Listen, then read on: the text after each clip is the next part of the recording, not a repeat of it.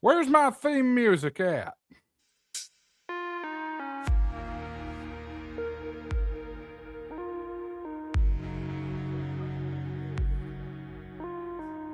Oh, yeah. Oh, yeah. Good evening, everybody. We're getting ready to launch this thing good. 10 people already watching, sitting in the back room. I'm feeling goofy tonight, y'all. Forgive me. Get this thing shared out. Get as many people watching as you possibly can. We are going live. The best 2 hours in amateur radio YouTube. We'll see you in a couple minutes.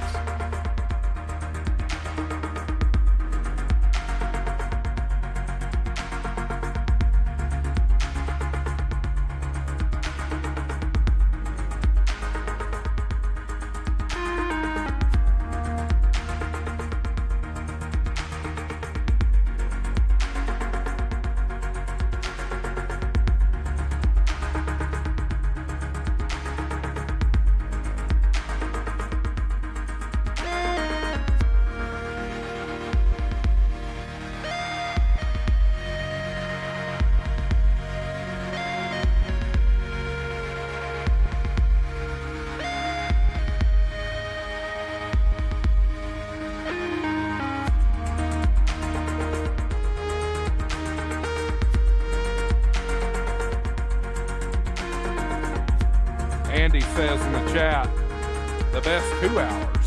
He's the fastest 2 hours. I'm the best 2 hours.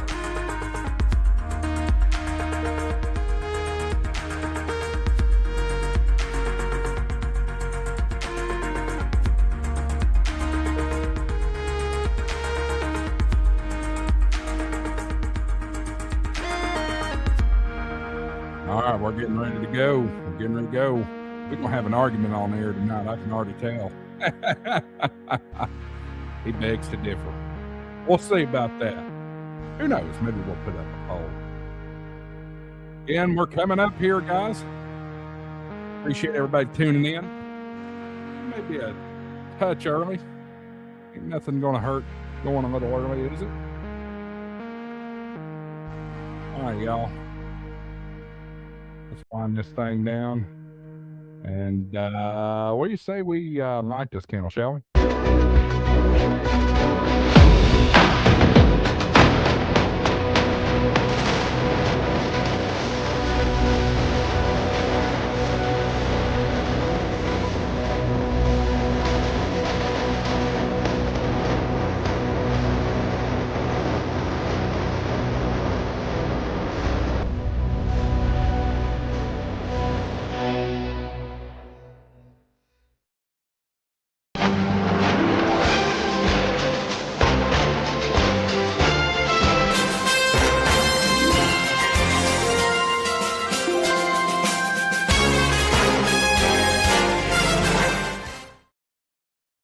I did it again. Shame on me. Turn that crap off. Here I am. Good evening, everybody. Welcome into HamShackTV Live. I'm your host, Josh, AA4WX. Hope everybody's doing all right. Hope you've had a great week. My cup is chroma keying out.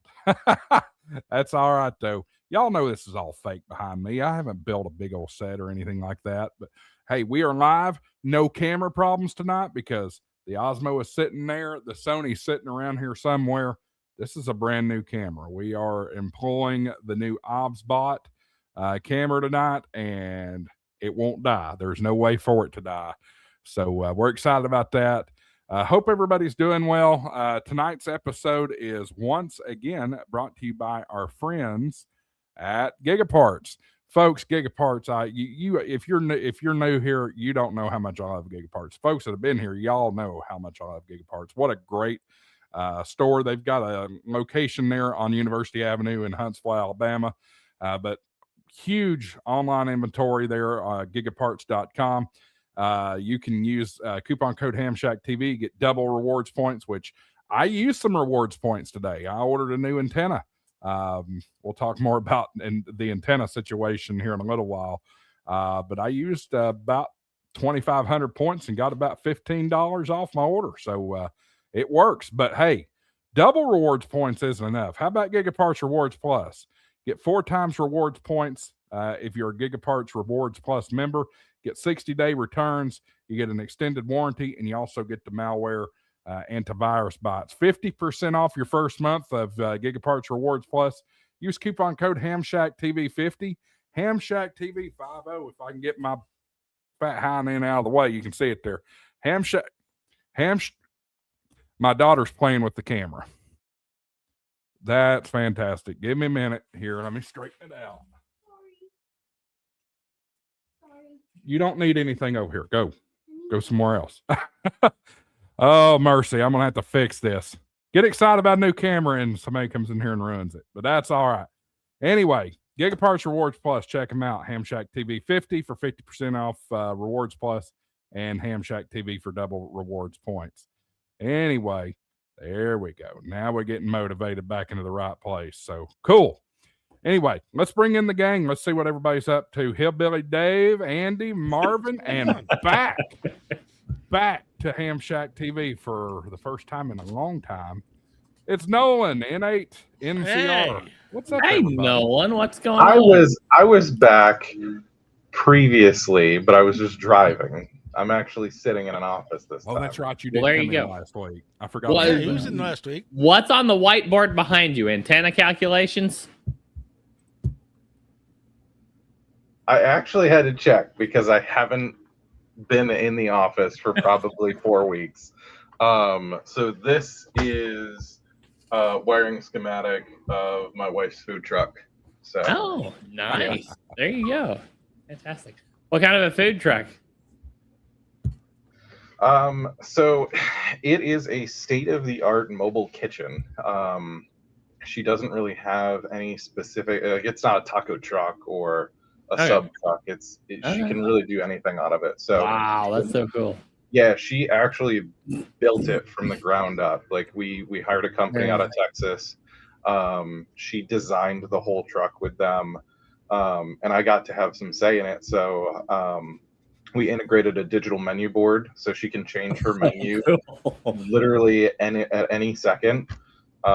She has a Toast POS system with a KDS and a printer. So the person that's at the window can send tickets back. It's 24 feet. So Yeah. being able to send that back. And That's then awesome. radio wise, she has a Peplink LTE modem in there that works with her Toast system. So when there's an antenna up on top of the roof. When she gets to a venue where nobody else is able to take credit cards, she's actually able to take credit cards because she's got an antenna. Cool. We're already in the weeds here, Josh. Sorry, but I just think I find it hilarious that it's like, yeah, my wife has a food truck and we built it this way. Now, radio wise, you only find that with a food truck owner who has a ham for a husband, I suppose. Are we on HamShack TV or are we on World Radio League? Well, I was gonna say you guys can keep talking and playing because I was actually connecting my Flex Radio to World Radio League. World Radio League, David. And so Josh already said it was the best 2 hours in ham radio, so I guess that means it's got to be a World Radio League show. Oh no, it's HamShack TV then. The best. This is the best 2 hours. That's the fastest 2 hours. Well, fastest implies best. You have to make that deduction. Speaking of World Radio League, I want to start something. Oh my Lord, this is funny. Eric KD2HWD says, "Why does Andy sound like Pastor Jeff on Young Sheldon?" I've never had that insult thrown at me before. I can see it though. I can see it. Hey, no. In all seriousness, I do want to talk about World Radio League because some big news came down last week. Why don't you tell us about the desktop app and the big change that came to that? I wasn't sure which big news you were talking about. We've had so many lately. Well, if there's more that I don't know about, tell us. Yeah. So you put the video out on the command center. So that was one of the other big ones. But yes, desktop app. We released desktop app version 0.0.7 last week. That has since been replaced with version 0.0.8. But what those versions have brought is cat control in the desktop app. it is. We went from having about kind of a mid to low level, kind of a mediocre experience on cat control to having, I kid you not, it is the best cat control experience I have ever had with any app. It is insanely good. It connects so fast and it is so responsive. It is absolutely incredible. And I mean, I have had 0 connection issues yet. It has just been spot on, beautiful the entire time. So that has been a lot of fun. And then with the 0.0.8 release, we fixed the issue that was holding up those Flex TCP connections. So if you have a Flex radio, be sure to update to 0.0.8, which we just released like yesterday or this morning. And that allows you to connect to your Flex radio. So yes, it has been so much fun working on that. We also just a side note, we also added in that release the ability to manually trigger an update of the POTA park reference database on your local device. So if there's like new parks that have been added and you want to make sure your data is up to date, you can manually trigger an update there. Yeah, it has been so awesome. But I'm telling you, go download 0.0.8. That is the best cat control experience. It is absolutely incredible. It is so fast, so responsive, and so fun to use. I've been off air for like I don't know how long, except for like an activation every great once in a while. I literally have been firing up my radio just about every day, making contacts. Just it's so fun. It's so fun. It's incredible. I will give a great testament to the new 0.0.8 version. I just tested that with the Flex a few minutes ago. He's right. It's super responsive. It's super quick. It looks super sharp. The digital image looks better. It looks way better. The digital image. We were joking yesterday. We were joking yesterday or today that we pulled up the old cat control app just to check something out with it or something. We were joking that it looks so 2025 because the new one looks so much better. It looks really, it is super cool. In fact, let's see. Can I even bring that up and share that real quick? Yeah, go for it, man. I haven't downloaded 8 yet, but I will say, yeah, 8's good. Everybody knows. 1 second. Everybody knows I run it through my Win for Yesu through virtual. Yeah. Modes.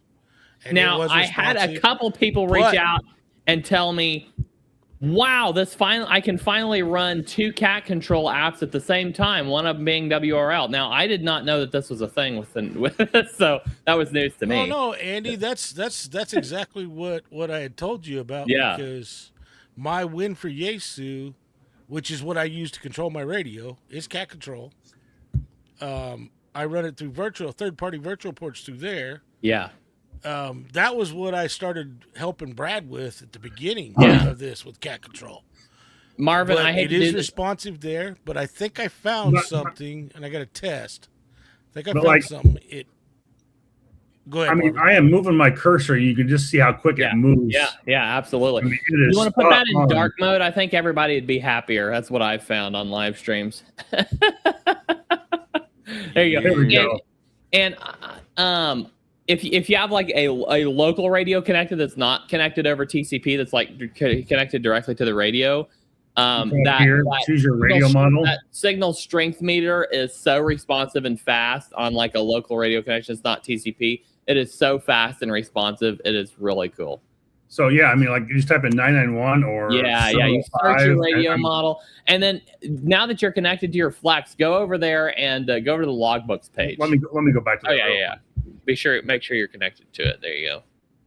Look how quick that connects. Yes, it's just instantaneous. Go to your logbook. Go to your logbooks. Go open a logbook up. Now look at that down there. There's your cat control connection notification down there at the bottom too. Yeah. So it lets and you then know. You see the frequency right here as well, right away. Yep. And yeah, dial around on your Flex. Watch that update in real time. Switch screens real quick. This is literally the updates that everybody has been waiting for. Oh, it's so awesome. It is so awesome. Well, yes, Dave, I took over. If everybody would have watched the stream Monday, they'd have known this. They didn't announce anything until Monday. I mean, that you can see how quick this thing is. I mean, I've just moved my cursor. I mean, it's just boom, done.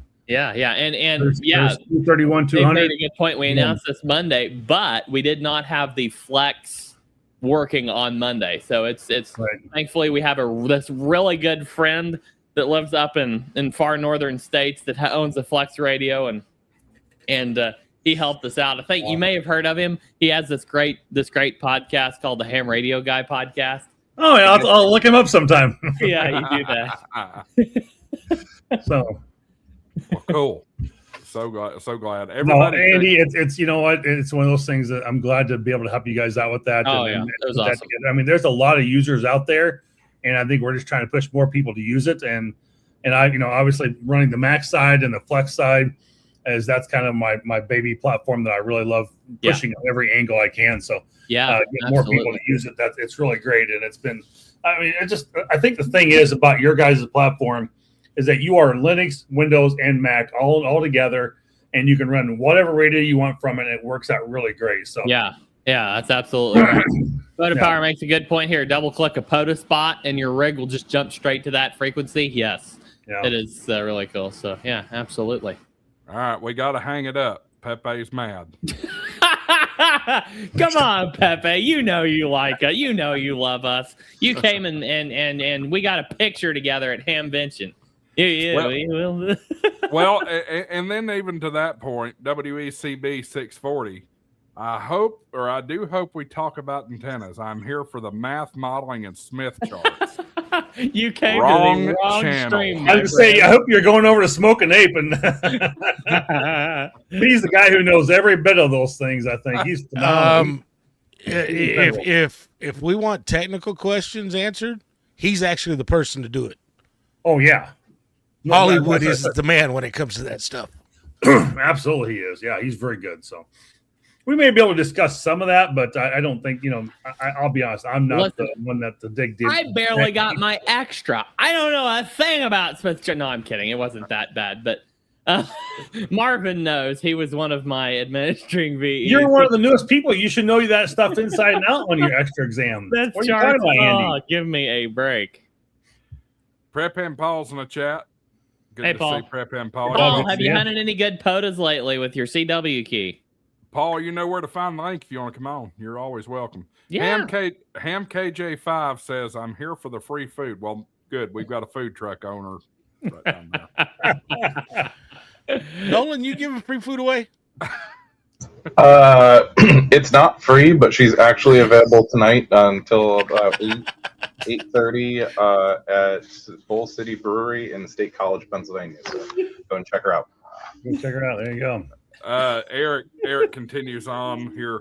I'm here to hear Pastor Jeff dispute the Big Bang Theory. Levi says he's not at work, unfortunately, but he's down and out, have the flu and viral sinus infection. Oh man! So much for closing out the store, Levi. Yeah. What a way to...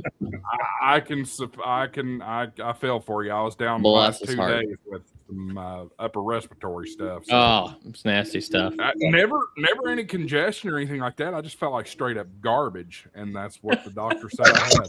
I had one idiot doctor on telehealth.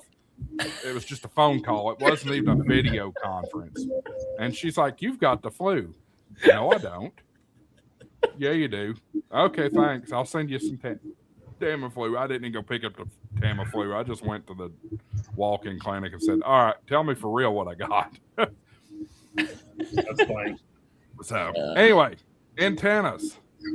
By the way, folks, channel donation super chats are available. It's in the month strong. You know how to do that. The little flashing green icon down next to your chat. Let's talk antennas because it's funny how antennas has came up as the topic of discussion tonight. A minimal windstorm took down my J-pole, completely broke it. I won't say completely. I don't know. I hear it. I hear it too. I got some Yahoo mowing in the background here. Tell them to stop mowing. It's HamShackTV time. You should be watching. I can't. I don't have any. It's all good. Anyway, a minimal windstorm a couple nights ago took a tree limb down, and it hit my coax and broke. It basically killed my J-pole finally. So it's time for a new antenna. I've already ordered my replacement.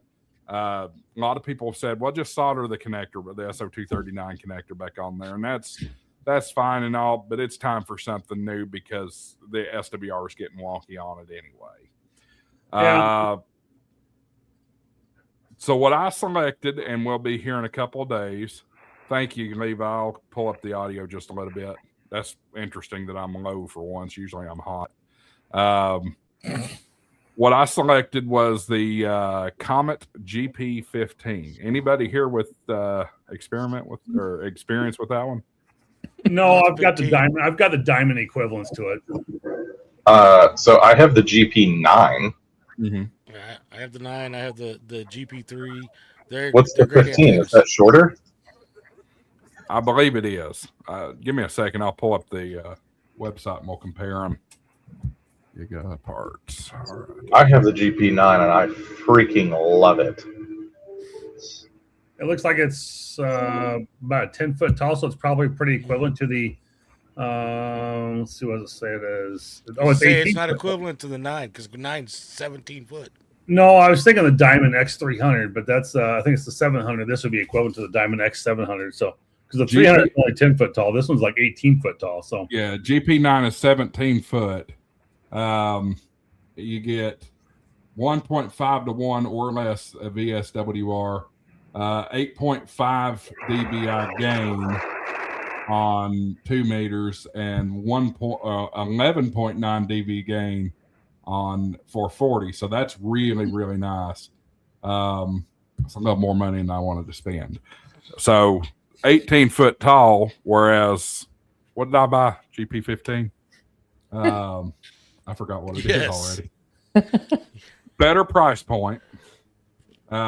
Still get, and this does 6 meters too. It's got 3 dBi gain on 6 meters, 6.2 dBi gain on 2 meters, and 8.6 dBi gain on the 70 centimeter band. Still with 1.5 to 1 SWR. But this one's almost 8 foot long. Yeah, so that's the equivalent to kind of the Diamond X300, which is about 10 feet. So, yeah. So there is a very specific video on YouTube that I watched to assemble mine, and I'm glad I did, because there's a lot of people a lot smarter than me who have been using these antennas a lot longer than I have, and they specifically stated to use a good 3M tape, followed by, so you wrap it once, so at the connections where the antenna connects together. Yep. Wrap it once with a good 3M electrical tape. Wrap it. I'm sorry, it sounded like somebody just went warp speed. It did. Oh yeah, It had a warp speed we got a sound. main road back here, and they fly through here. I didn't realize my microphone was that good. So wrap it once with 3M electrical tape. Wrap it again with Temflex, and then because the Temflex doesn't do UV, wrap it again with 3M electrical tape. Yeah, see, I wrap mine with 3M electrical tape, and then I use an amalgamating tape to wrap it over the top of that to seal it. Yeah, that's the Temflex, but the Temflex isn't good with UV, so they say to put another layer of electrical tape over it because the electrical tape is really good resisting UV. Now we know that hams love to spend money, but if you don't have a ton of money to spend on a 2 meter antenna yet, just wait. I'll be talking about one here in just a little bit that is awesome. That costs like pennies on the dollar. It's really, really cheap. Well, and that's the one thing that the J-pole is known for, the affordability of it. It costs, well, it doesn't cost nothing, but very little to make one of those. Yeah. You got to know what you're doing though, and the other thing is the price of copper is not the cheapest. So yeah. Anyway, yeah. Thoughts? Absolutely. Other thoughts from anybody else?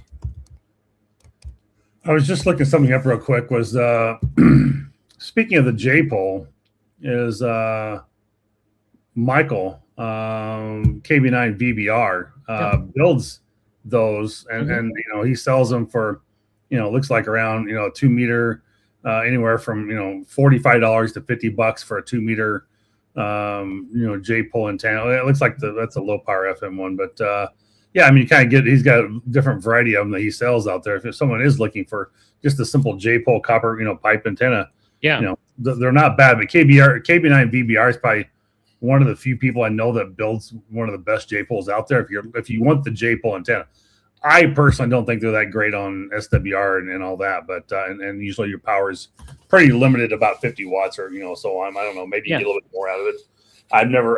I've used one. Oh, I don't know. My first probably 2 or 3 years of being an amateur radio operator, kind of outside. I had them mounted to a chimney for a while, but beyond that, I've never really used one. I've always went to like a diamond or common type of antenna, like Josh got there. So, yeah. I hear a ton of people raving about J poles. People really like those because they're cheap and easy. I just posted a link to a video in the chat here by Randy K7AGE. The video came out about 12 years ago. It is the best video for a brand new amateur radio operator to watch, because it shows you exactly how to build a quarter wave vertical antenna for 2 meters. And that thing is so cheap, so easy to build. It takes almost 0 parts. Well, not, almost 0. It's probably like, I think altogether, let's see here. I think altogether the antenna itself takes basically 3 parts and some solder, maybe 4 parts and some solder. Wow. And it is so simple, so easy, and a really fun build. And I mean, that was my only antenna for quite a while, and as far as mounted at the home station, and it performed exceptionally well. It did really good for the repeaters in my area. It did. Granted, I do have some really good repeaters close, but it did really good. It was a really good antenna. Someone bringing that. Oh, sorry. I want to build another one because I haven't. I knocked it down and kind of destroyed it, but they're really easy to build. So I want to build another one at some point. Yeah. So Bricker House brings in a good point. I want to get the headphone antenna. If you really want like a portable, if you want to travel and you're in a hotel room or something like that, or you want to just put a quick get together with a 2 meter antenna, I take one of these headphone antennas, or maybe it's N9.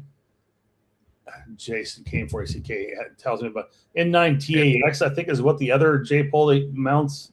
I think that's the right one. Anyway, he's got antennas you can mount on the house.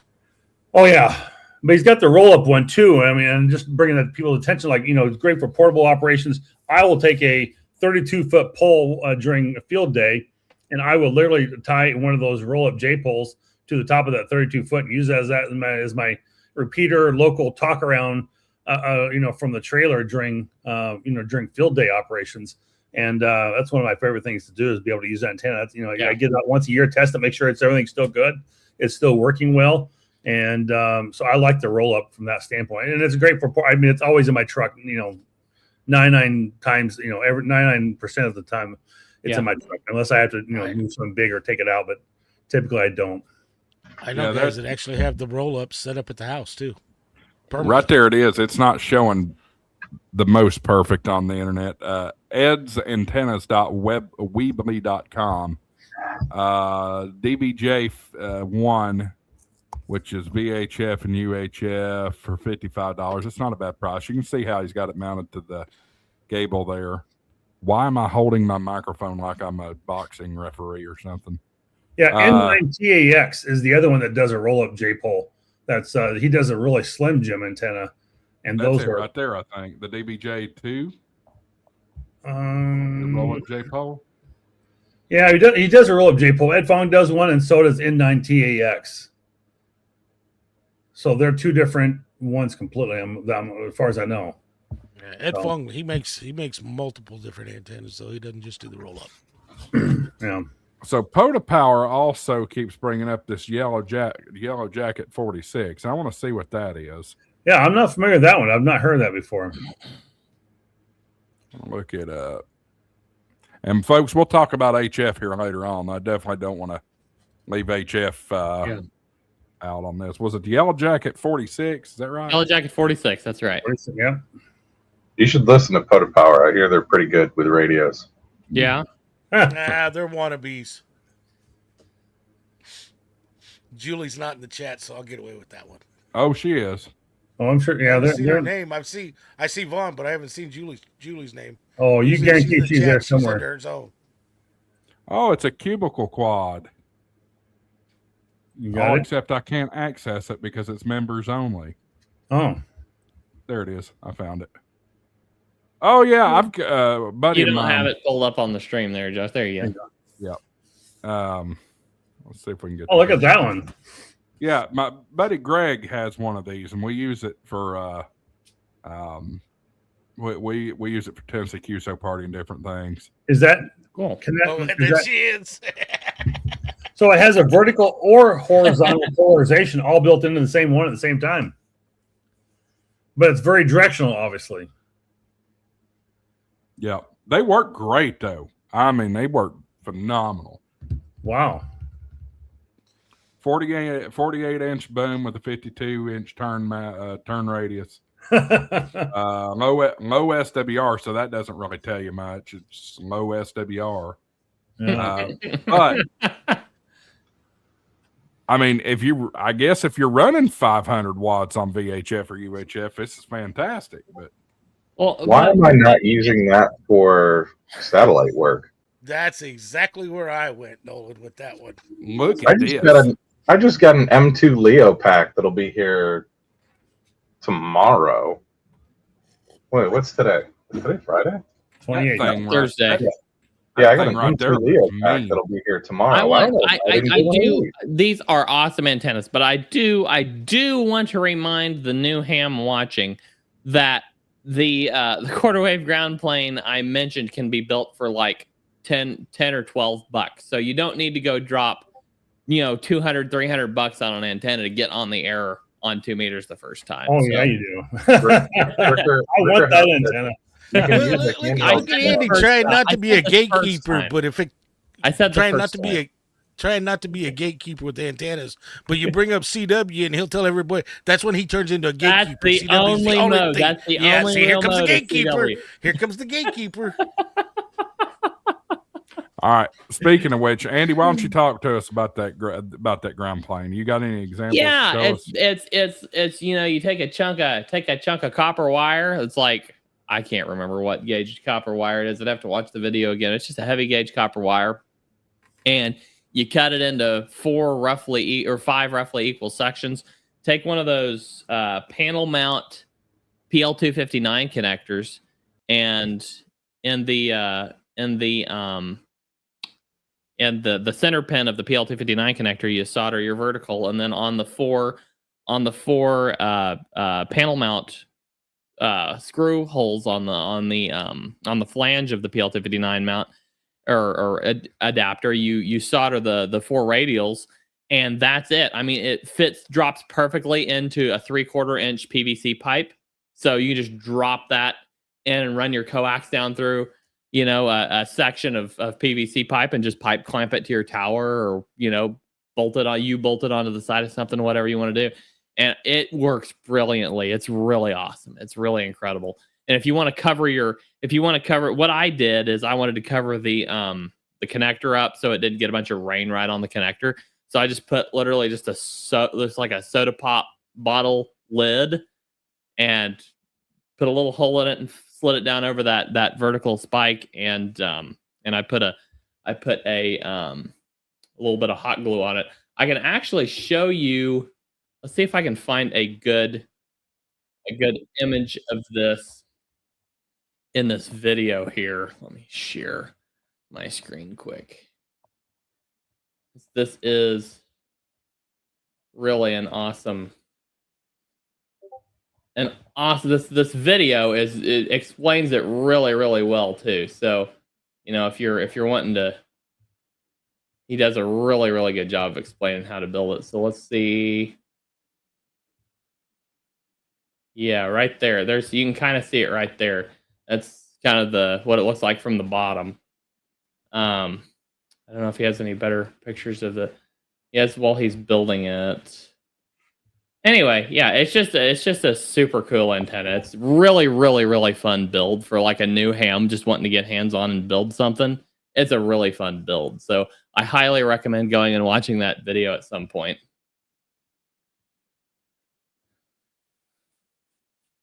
By the way, Josh, since you didn't respond, I guess I still have the floor here. We'll wait till I'll wait till Marvin gets back on that one because it kind of involves him. Yep. Pepe had a question a minute ago, and we didn't get to it.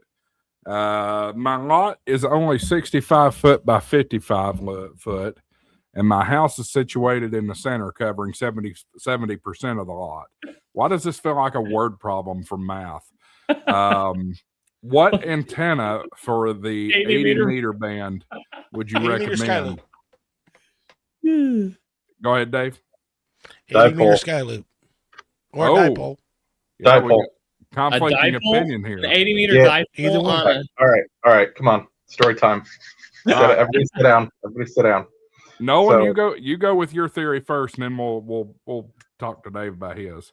So approximately a long time ago, Nolan, as a newly licensed ham, thought that and now I'm not going to bash on Buddy Pole, but I'm going to bash on Buddy Pole in a very specific way, and then I'll say why. I wanted Buddy Pole so bad. Brand new licensed general. I was getting on HF. I had a radio, brand new KX3. We were going to get on HF. We were going to make a ton of contacts, and I wanted Buddy Pole so bad. So I went to my club, and one of the guys at the club had a Buddy Pole. And I said, hey, I want to buy one. Can I borrow it and, try it out? And I'm going to buy a Buddy Pole this week. And he goes, here, have it. So I took it home to my house, and I was in a single story ranch, and I set it up inside in my living room, hooked it up to the radio, and I have this Buddy Pole inside in the living room, all set up, all strung out. And I tried for 6 hours to get a contact. Next ham meeting, we're there, and I bring the thing, and I go, this thing is a piece of garbage. I got no contact. I made one contact the whole time, and it was some guy down the road.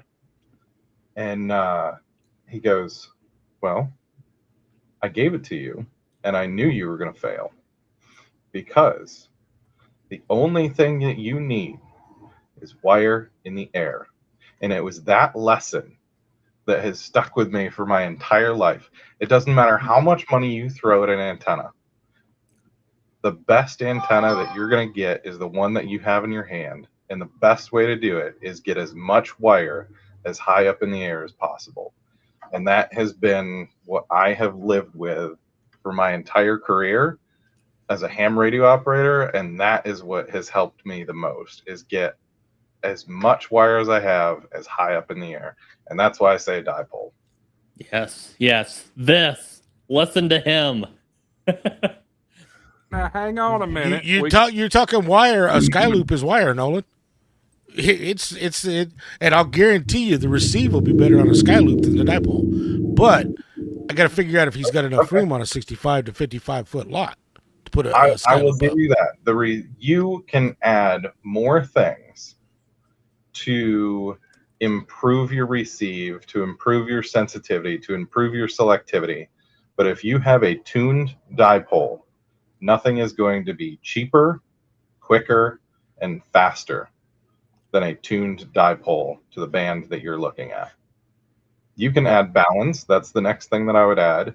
You can you can fold it, you can V it to change the radiation pattern. But if you're looking for a general antenna with a decent all around, what's the word I'm looking for? Pattern, dipole. Yeah, but to do an 80 meter dipole, you got to have 134 foot. Yeah. So I don't know. I don't know if his 65 by 55 foot lot would give him the space to put a dipole up. He's actually probably off just a little bit, even for a sky loop, because he can put the sky loop up in a square configuration on the corners of his lot. But you could just run it either at an angle across the lot, depending how the house is sitting, and get it something across there. Or he said the house takes up 70% of the lot. Well, then you also have the ability to be able to run it. Just run it, go down to like 67 feet and do like 40 meters, and you're kind of limiting yourself off of 80, but 75 and 80. But I mean, you could still do 67 feet across there for sure. I personally, when you come into that type of, I know a lot of people will laugh at me, but I've had really good luck with the verticals and like the Hustler, 6B or 5B antennas. Those little Hustler antennas, the verticals, do really well. Yeah, they're not cheap though. They're not cheap. The voice of wisdom is here. Yes, I know, because I have a 6B TV in the backyard. But you know what? They work great, but the noise floor and the receive, you're not going to touch what a sky loop would do. Well, honestly, though, somebody brought up in the chat a minute ago, what about a DX Commander? I love my DX Commander. Vertical, right? I make contacts all over the world with my DX Commander. Yeah. It all depends on what pattern you want to present and how selective you want to be. If I have 80 meter Yagi, I'm going to be really selective and I'm going to be really directive, but I can't hear everybody around me. Yeah. If I have an 80 meter dipole, I'm going to be able to hear everybody around me, so I'm not going to be able to pick faint stations out. So it all depends on what application you're really trying for. If you're doing POTA, if you're a POTA hunter, you're going to need the 80 meter Yagi. If you're just making DX contacts, G5RV is going to be great. Well, like Prep Pan Paul said, my 6B TV, Hustler is a fly gun, works great. Add your radios, 2 chokes, and noise is less than my wire. And that was my experience too. When you said your noise was more, Dave, I was kind of shocked by that because it also depends on your environment you're in. True. Yep. Because I put a wire up, and my wires in my neighborhood are quieter than a vertical. Huh. For those that aren't familiar with what a DX Commander looks like, that's it right there. You want to talk about a smart man with antennas? That man right there. Right there, yeah. The other thing is, okay, so somebody had mentioned, who was it? Said vertical has low takeoff. Vertical has low takeoff. So yeah, if you're high up on a mountain, you're going to want a low takeoff. But if you're down in a valley, you may need a higher takeoff angle. No, that low takeoff angle makes it better for DX. That's why my vertical. It's easier for me to get longer distance contacts than it is close with my 6B TV. The theory that I've always been taught is, if you're not worried about talking around the world, a wire of a horizontal antenna. If you want to talk around the world a lot easier, you want a vertical. That's the school of thought I've always been taught. Actually, Bricker brought up a good point on his 65-foot lot. If he did an inverted V, he could definitely do 80 meters on it. Yeah. Inverted V, or even a folded dipole. Or an inverted L. Yeah. True. Oh. You know what? I'm going to say it depends. It really does. It depends on. The old adage of you ask 5 amateur radio operators, you're going to get 5 different answers. And the old answers depends, and I mean that's exactly what we're providing here. I think as kind of Dave said, it and even Nolan is like, it all depends on your environment, what your situation is. You got how much you have. Well, how much? Well, that may be too, but you just kind of got to figure out what's going to work out best for you. I mean, it's not a black and white a situation for every time. It's always a very gray matter of what's going to work for everybody. There is, it's not like it's like the military. It's not for everybody. You got to figure out what antenna. I may like the Palomar engineering antennas, and someone else may have it and go, "This thing is absolutely just crap. I'd rather have a radio waves antenna, or I'd rather have a, drawing a blank on one of the other big ones that DX sells even, but different antennas will work better for different people. So thing is, there is one thing I do agree with Nolan about. All you need is a wire. Yeah. If you don't want to spend money, you can get you a Balun, and you can build just about anything. That's why I was trying to figure out the distance for that sky loop. Because you get a sky loop up in the air, I'm telling you, if you got the room to build one, Nolan, build one. You'll see the difference between a dipole and a sky loop. You've got property. Yeah. One thing I never realized for the longest time is every antenna, it doesn't matter how much money you have into this antenna. You could have $25 million into an antenna. Every antenna is a compromise. Yep. If you've spent $25 million on an antenna, you have a problem. It's still a compromise. What was that video you made last week, Marvin? A million antennas before? You might be an amateur radio operator. You spent $25 million on an antenna and still can't talk.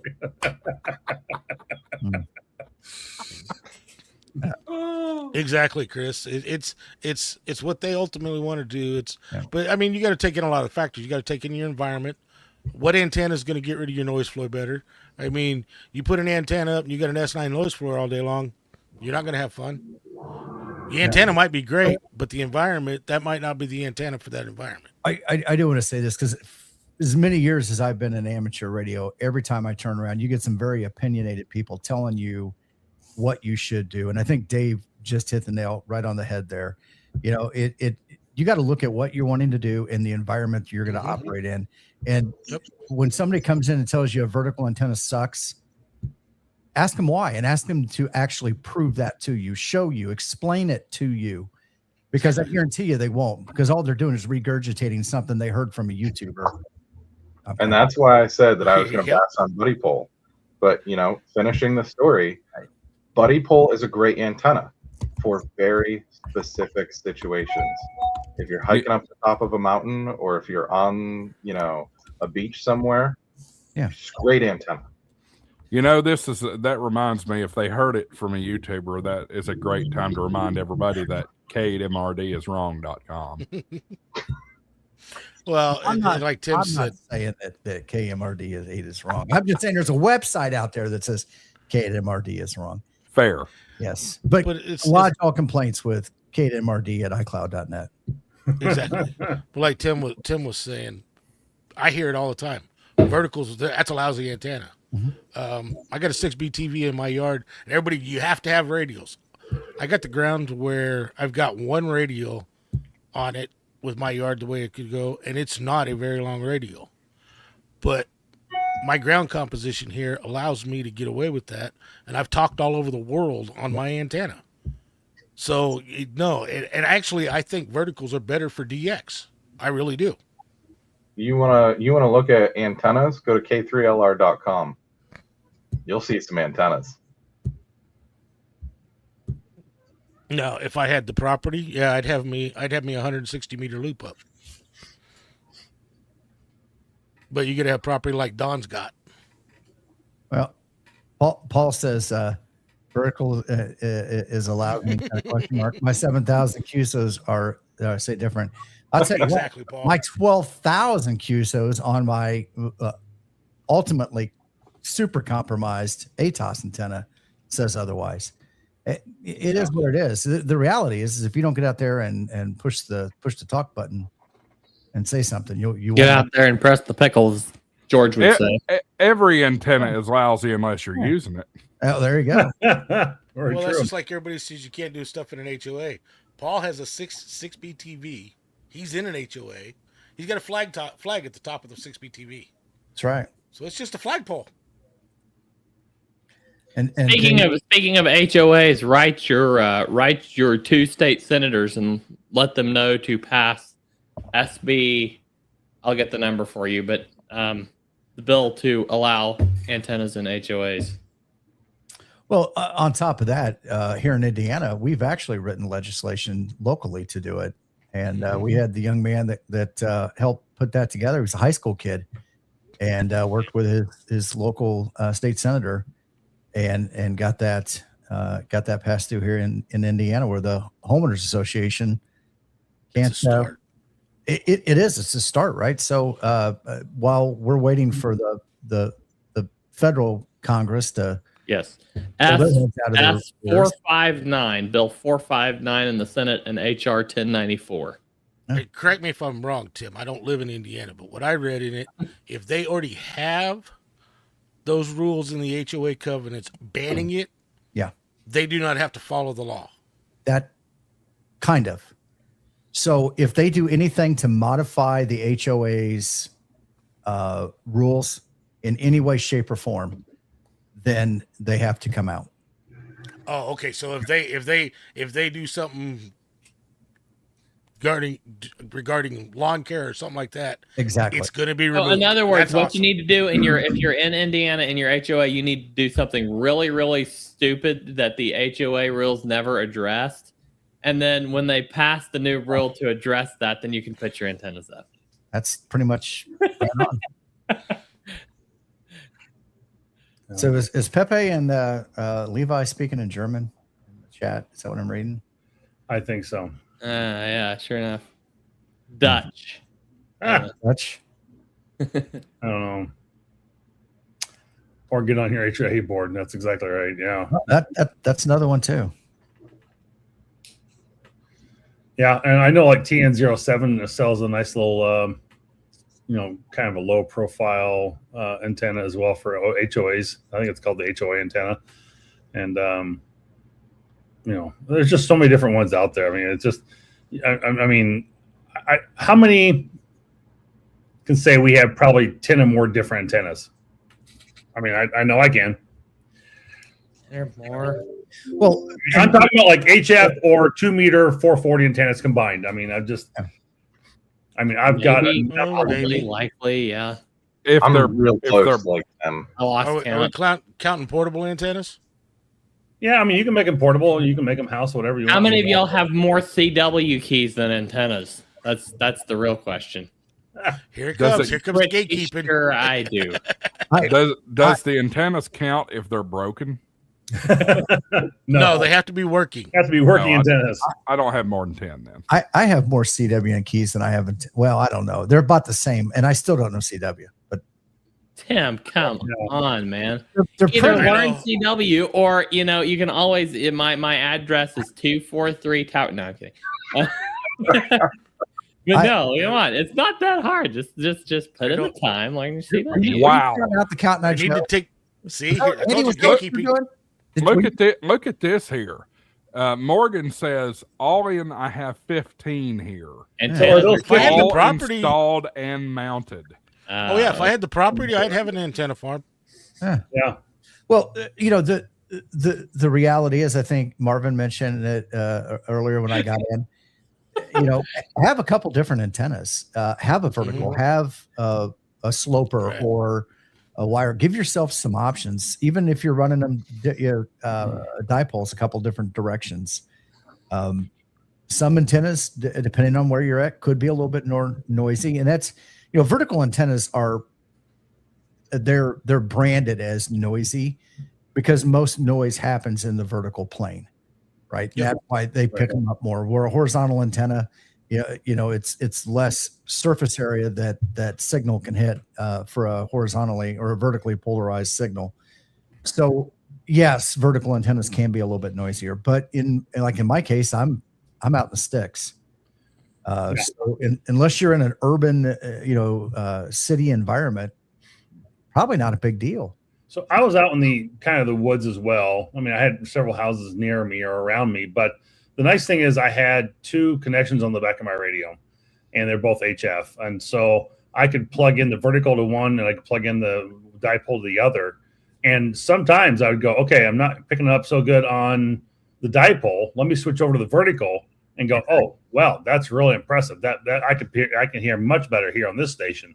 So it can make a difference, and it's really good to have the ability to be able to switch those, or find some type of antenna switch. I mean, even if the old Delta switch, you have to do the old flip of the manual switch to do it, but it's well worth it to have different types of antennas to be able to accommodate your system. And and weather and everything else. And Speaking of, your noisier antennas are going to be more wide band, so you'll be able to use them on more bands than just, say, a 20-meter dipole or a 20-meter Yagi.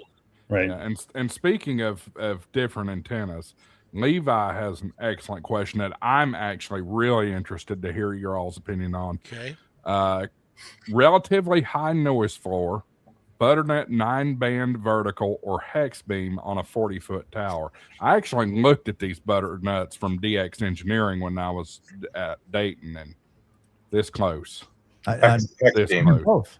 100% I'd hex do both. Yeah, if you can put the hex beam up on a 40-foot tower, Go all that's what day I would long. do. Yep. So your hex beam is going to be more directional, which you'll actually spin the thing around, and you'll point in one direction and you'll see a high noise, and you'll spin the other way and it'll be low noise. And then you can actually identify where your noise is coming from, hopefully. But Yeah. Wow, that butternut's cool. yeah, the butternut's a really cool antenna. Whoa, But and actually, it really hurts the pocketbook too. So yeah, it does. Hey, When it comes talking we're about not these here to hex, discourage people, Andy. what's that, We're Tim? not here to discourage people. No. we don't know how deep people's pockets are. Come on, people, Okay. super chat. That's right. I knew you'd get it in there. Yep. But to that point, talking about hex beam, it is my belief that you do not want to put a buddy hex on a 40-foot tower and expect it to stay.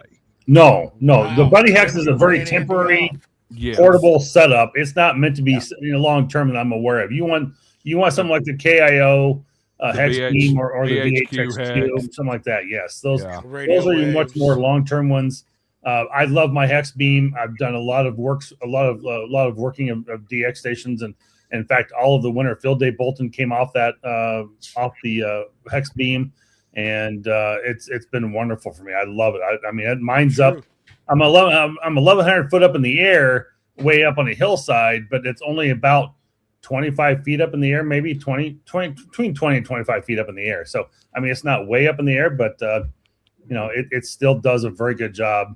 And I've been very impressed with it. I mean, it's so well worth it. So If Chris would ever Morgan's got email me Morgan's back, got a good I'm point. ready to buy a buddy hex. Wink, You wink. could build a hex beam for less than $500 yourself. And Yeah. there are a lot of schematics out there on the internet for it. Here's your See, Tim, you ran Andy off. see, you can do like the KIO hex beam though, and it's one of those things where you can like buy, let's say, just a 20-meter band to start, and then you can buy each additional band down the road if you wanted to just kind of start low cost, low entry, and work one band out, because it goes from 6 to 20, and I don't know, it's a nice low cost entry way to go, but it's very durable. I mean, there's one day a year I don't have wind on my hill, and so far it's held up for years. I think I'm probably say by the middle of June it'll be up for 1 year, and it's held up very well. Here's So, your butternut for those out there that don't know what a butternut looks like. This thing is huge. I mean, huge. It's 26 foot tall. So Keep in mind, the more Yeah. bands you add, the noisier the antenna is going to be. Hey, Josh, yes, the 6B TV is 27 foot. yeah, that's right. Yep. That's really not that big. That's 10 meters or less. Just get Mm-hmm. a 40 through 10 end-fed half wave and a G90. It will solve all of your problems. No, I'm kidding. Yeah. If I were to do a hex beam, and I have no affiliation, but I would probably do a VHQ hex. I looked at those real hard too. Hollywood's got a perfect deal here. Define your target that you want to work. Select several designs that will fulfill number one. Pick one that fits your space and budget. That's I love that. exactly that's I love perfect. that is the whole show in one sentence. Well, 3. All right, Thanks guys. for watching, everybody. Good night. Totally. But see, and The problem is, all of us have already done that. We're here for antenna number 6 by now. So Yeah. Hey, Hollywood, you're not helping the stream out. We're supposed to stream for at least 2 hours. You're killing the content, buddy. Love you, No, Hollywood. I mean that's kind of what we've been saying. Even with all these different different deals, and like Tim said, and I alluded to earlier as well. You've got to assess your personal setup, your situation, your environment, and figure out what you want to do. Don't let anybody tell you what you have to use. Well, I got a fun exercise. Let's do this real quick. Go around the table, one at a time. What was your first antenna? And I'll start. HF or VHF? Your first antenna. Doesn't matter. My first antenna was a piece of coax with the shield pulled back halfway. That was my first antenna. That's awesome. It was a 2 meter dipole. I love that. It was a coax antenna. Next up. I'll go. I had a radio waves 10 through 80 meter antenna that was going from a tree between two trees in my backyard, and that was really kind of the first HF antenna I had. The first VHF was a small vertical that we had put up on top of a chimney, and we had the old chimney mount connected to it. So that was my first VHF we had way back in the late 90s. But in about 2018, I had my first HF, and that was just strung between two trees. It was a Radio Waves brand. Held up really well for a lot of years, but then it kind of started rusting and issues with SWR issues with it. But real quick, speaking of that, before we go to the next person, I wanted this. Sorry, no super chats for the next 2 months. We'll all say there you go. That was pretty good. Only if you buy me one. I'll go real quick. My first non-HT antenna, and non-GMRS, because I was into GMRS before into ham radio, but would have probably been that quarter wave ground plane that I was talking about. So yeah, homebrew. It's fun. Well, my first antennas actually weren't even in the amateur radio world. Wow, Andy keeps running away. I said what I got to say, and I'm out. Drop the mic. I built an 11 meter dipole, and I had an Antron 99. Those, and I did them at the same time. Those were my first antennas. You talking radio? That was my first. Not counting the HTs that I had back in the 70s. And I guarantee you, every one of these stories, it worked and it got us on the air, and that's what's important. And we learned something from it. Yeah. So I my first UHF VH antenna for base for home was actually from Michael KB9 VBR and the copper J poles that he used to make 10, 12 years ago. I don't know if he still makes those or not, but those were the go-to. Those were the rage for all the cool kids to get on the air locally. And then that 4-wave antenna that there has been popping up was some of the POTA operators at probably since Huntsville, Orlando. You guys the one that's supposed to replace the Chelegans. I don't know about that. So that's a. I'm hearing you can't get the Chelegans anymore. Is why they started doing that. The Eagle One. Right. The Eagle One. Right. Yeah. So Eagle One is essentially it's a clone of the Eagle One. And the gentleman who made the Eagle One passed away, I don't know, a decade ago or so. I had my first one was an Eagle One. And my first contact out of the box was to rush on that thing. And it was just stuck in the backyard on a TV tripod. And the tripod was hammered into the ground with some grounding rods. So nothing fancy. And it really all that was is a 30-foot wire. And now the Curtis, they're making called 4-wave. It's kind of remaking. They're making the new Eagle One now, basically. Yes, that's what he was just talking about. Yep. Oh yeah. So I know that after the gentleman passed away, somebody got involved. I don't know if it was a son or relative or somebody, and they made him for a while, and I think it just kind of died off. They didn't put the same maybe effort into it as the original gentleman did. And I mean, it's a great design. It's a basic design. It's easy to put on it. I'm seeing them doing it on in hitch receivers, so you can take those out and get them on the air fairly easily off the back of your SUV pickup truck and everything. For me, it was a copper J pole, locally made. I don't remember the ham that did it. He's not active anymore. I remember where he lived, though. Can't remember his call sign. Then I started playing around. Somebody gave me, I don't even remember what it was, but it was a 10-meter rig, and it looked like a CB rig. I don't even remember what it is. I don't have it anymore. But was it a Ranger? No, it wasn't or a Ranger. An RCI? Might have been an RCI. RCI 2950, I'll bet. Let me look at it and I'll tell you. But anyway, that prompted me to buy an A99, and I never made one single contact on that radio. I think it was busted. RCI what? 2950 or 2970. 2950 is 50 watts, and the 70 is a 70-watt radio. Interesting. Neither one of these look familiar. Well, they've changed it, so depending on when you got it, they've actually changed the RCI some. Hey guys, I gotta run. I might be back in a little bit. We'll be here. Nolan. I will say my actual first VHF antenna was the same thing Andy did. I built my own quarter wave, but I used acetylene welding rod for my elements. Interesting. Well, what have you done, Marvin? Have I inspired you to put up your green screen and make a virtual set? I had one. I used that my last background for my podcast, and this is actually probably the new background I'll be using in the future. So it's pretty cool.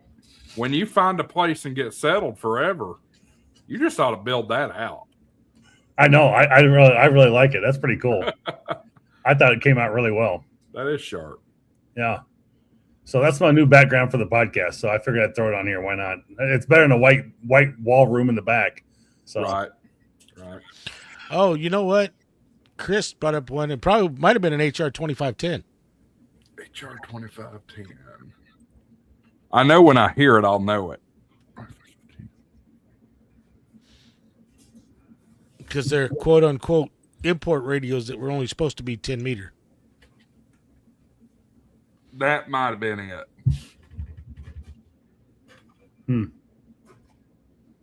That might have been it. I never made a contact on it, so I think I played with that thing for probably 3 or 4 months and finally said phooey on it. It's a waste of time. So let's go around. So we've kind of talked about HF antennas and a kind of our 2 meter 440 antenna range a little bit, but kind of what is your favorite portable? I know, Josh, you're not too much on the portable operation side of going doing POTA, but the rest of us do. Kind of what is your favorite like outside portable antenna to go operate with?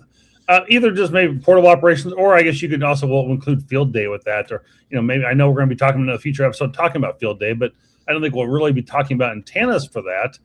So maybe we can incorporate that into this a little bit as well. But, what is your favorite field day antenna? I'm going to go with you, Dave, or field day or portable antenna, Dave. Oh, you go first. I like wire antennas and stuff, but I would say my favorite antenna is my alpha antenna Hextenna. I can use it in dipole configurations. I can use it in a vertical configuration. I can use it in a delta loop configuration. And it just, the antenna, I can have it up in less than 5 minutes in just about any one of the configurations. And it'll hold, if I wanted to carry a full legal limit amp with me, it'll actually accept it. But that is definitely my favorite portable antenna. And we actually used it on our GOTA station last year on field day. Very nice. Real quick, we've talked about this guy before, AI4NW, produced some great hats over on Etsy channel. Go check him out. Love his hats. I don't have it in front of me. It's in my other place, but talking about a TW antenna. My brother has one of these TW antennas. They're not cheap. They're like nearly $1,000. He says, I freaking love it. I'm the only one who knows who has one. And my brother does too. And he absolutely loves it. He's made some great contacts on it. And it's really portable, easy to set up and use.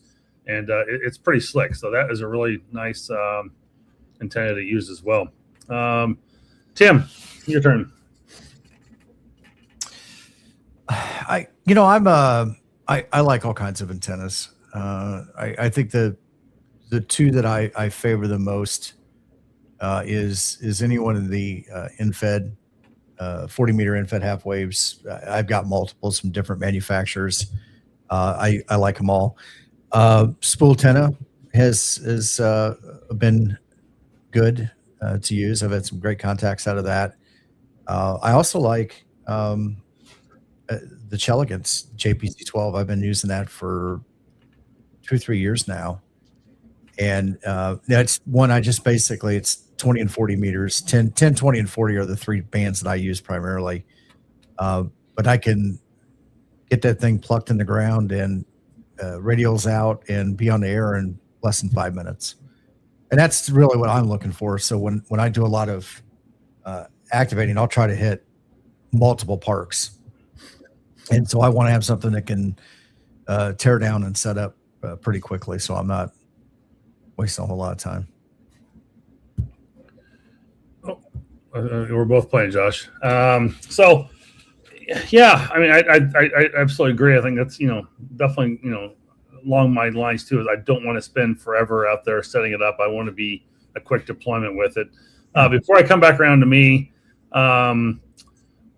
we can't come back to you yet. I was going to say, you got to go. I was going to go to you, but we got some business first. We got some business to take care of. Play a clip. Money isn't everything. It's the only thing. And everyone has a price for the $1 million man. All right, let's. Ham hats by AI4NW for the 10. I'm good on QRZ2. Everybody after the stream, go check out his QRZ. Find him. You won't regret Gear Forever on Etsy. So you can't miss him. And I mean, he's got some wonderful hats over there. I love him. I've had 2 of them, so it's very good quality. I would have had probably only one, but I lost the one, so I had to buy another one. But yeah, it's unfortunate. Josh, what type of portable field day operations, whatever antenna have you used in the past you like most? I know you don't get out a whole lot with that, but so. An update on the Tar Heel. The Tar Heel is doing phenomenal. I still haven't got that damn Tunematic to work. I don't know. I don't know. One of these days I'll get with Bill and we'll get together on it and try to fix it. But anyway, which radio are you using? 7100. 7100. Yeah. I'm trying to update the ticker too. 4NW or 5NW? Yes. 4NW. 4NW.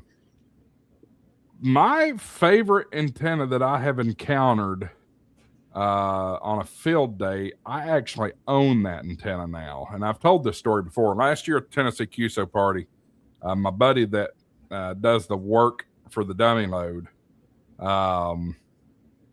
he brought a G5RV Wyndham to our Tennessee QSO party setup, and I showed that off in the Tennessee QSO party vlog, and it performed so well. It actually came out of an estate that he was holding, and I said, "What do you want for it?" I don't remember what I gave for it. I think I gave $100 for it, and that antenna is out in the yard right now, and it is a phenomenal antenna. It can be taken down easily if I want to take it somewhere, but it works so well here. I leave it up. It's great. Yeah. I mean, G5RV, I used it at a field day, I don't know, probably 4 or 5 years ago. And it was a phenomenal antenna. We did really well that year using that, but we used a county emergency management tower, and we were able to lift up and get up like 70, 80 feet with it and really stretch it out. Man, that was really cool. That was well worth it. It was good. Prep him, Paul says, I think Tunematic alludes to automatic. There ain't nothing automatic about the damn thing if it won't get power. Yeah, and sure. Just keep blowing fuses left and right. So you know what that means, right? It doesn't mean play the clip. It means it means there's a short. Yeah. No, Yes. that's exactly what it means. I mean, yeah, it makes sense that that's what they taught me. it makes sense that it's a short. Absolutely. I don't disagree with you. It's where's the short? Well, that's where I'm really confused because the controller that comes with the Tar Heel works fine. The way I've got it plugged in and everything like that. The Tunematic does not, and it blows fuses. And what's really confusing about that is after I took it backwards? Back. Well, after I know it's not that. I took it back to the table over there, JT Communications, I think, who was running that table. And he was puzzled. So he gave me another one, and before he let me walk away with it, he hooked it up to test it to make sure it received power. And it did. As soon as I take it out of the truck, boom, blows another one.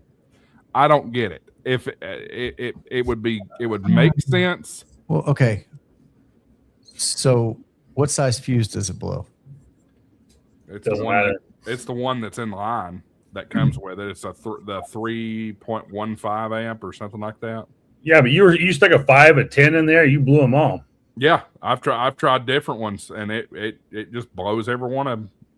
And it's immediate. Immediate. But it doesn't blow the fuse for the controller that comes with the Tar Heel. Now, how are you directly to your battery? No, I'm not running directly battery for something like that. I've got it hooked up to a cigarette lighter adapter. And it doesn't blow the fuse in the adapter either. So I wonder if you can just hook it up to like a 20 amp hour battery and see if it works. And leave your truck out of it completely and see if that does it. That's what I do. Because I haven't even thought about that. If you're plugging that to a cigarette lighter, it might that deal might not be given enough that it's thinking something's wrong, so it's sending a surge to pop the fuse. Yeah, go get your little 20 amp hour battery and try it and hook it up to that first, and see if that is and connect it all together and see if that works. And if that works, then you're fine. But then you need to find another power source besides the cigarette lighter. I mean, if it's only a 3 amp fuse, a cigarette lighter should power it, no problem. Allegedly. Yes. I mean, it's not like I'm running the 7100 off of a cigarette lighter. I know better than that. But yeah, so go connect to the battery power source and see what happens. Yeah, that's an interesting theory. I made right now. Grab your camera and let's go portable. Now, you got an Ozbot now. Well, Batteries Plus is closed, and I don't have any batteries. So you don't have any portable batteries. You don't. I don't have a Go Pack. I don't do POTA. You don't have, folks. We need to have a battery right now. The power goes down. Single 12-volt battery. If power goes down, I'm going to the truck. You don't have a single 12-volt battery. Not that I can think of. No. Folks, we're gonna have to get some more super chats and get him a couple 12-volt batteries. Whether it's 30 amp hour or 20 amp hour or something. But shoot, just get him a Bino 15 amp hour. I was gonna say, where's the Bino support here? We need to get him something. You know what? Let me see if I can get my supporter Dakota Lithium to help you out. Get you a battery. This poor guy. I've never had a reason to fool with batteries because I don't do POTA. And if I do POTA, you're a ham radio operator. You've got to have a battery backup somehow. Hey, take your power supply that you've got in your house for your radio with an extension cord, run it out there and plug it into the 12-volt power supply. Well, I might put another damn fuse in it before I do anything. Yeah. I don't have any more fuses. Burn them all. And the fuse, the fuse holder is weird. It's a odd sized fuse holder. Like it's a very short fuse. I got somebody on my channel that says, sounds like it's time for the old redneck tinfoil fuse. There you go. There's Joshua. Check radio runs off battery to eliminate noise. Yeah. Yeah.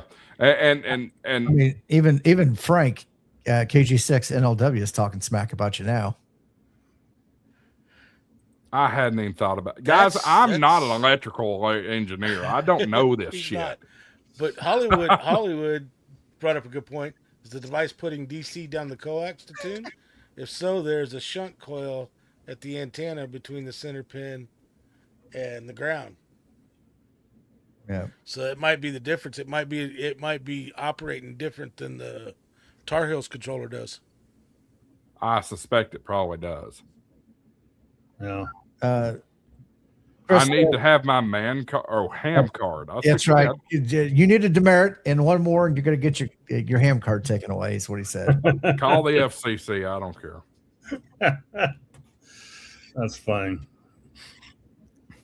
They might actually do something about that. Well, everybody and this is what I keep hearing. Everybody, possible lighter plugs, wired reverse polarity. No, everything would blow. My cell phone charger would blow. My fuse for the Tar Heel controller would blow if it was reverse polarity. Yeah, I don't like powering that kind of stuff off a cigarette lighter though. Well, those things generally aren't high current. Matter of fact, anything inside of a vehicle today, I would not run and use any of those things. I looked up the lights for on the Bronco. They've got the upfitter switches in there.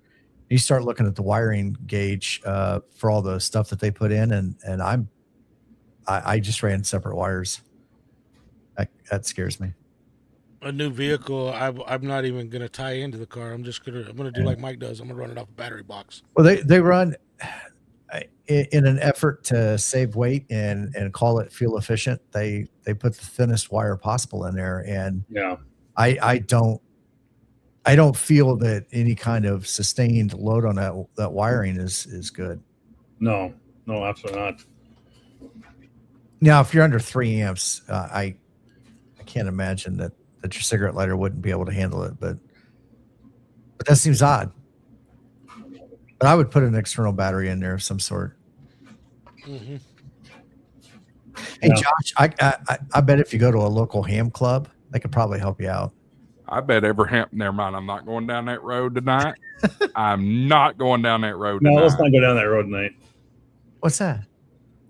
You don't want to know. Okay. Another day, different topic. All I know is we're lucky a video hasn't been made yet.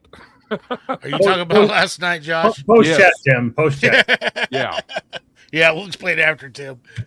Did I miss? I was live streaming last night. Yeah. Yeah, he called us. He called us in for an off camera meeting. Oh. Yeah. Hey, y'all take over for a minute. I got to go. Yeah, I want to go back and discuss my antennas I use for portable operation now. We'll come back to that. So, one of my favorites that I've had, I started out with, I should say, when I started doing first POTA was Wolf River Coil. I thought that was pretty slick. But then I got really kind of annoyed with that because you want to go in and change bands, and that, you've got to go out there and tune it and step away from it and, move the thing up and down and trying to figure out where they're at.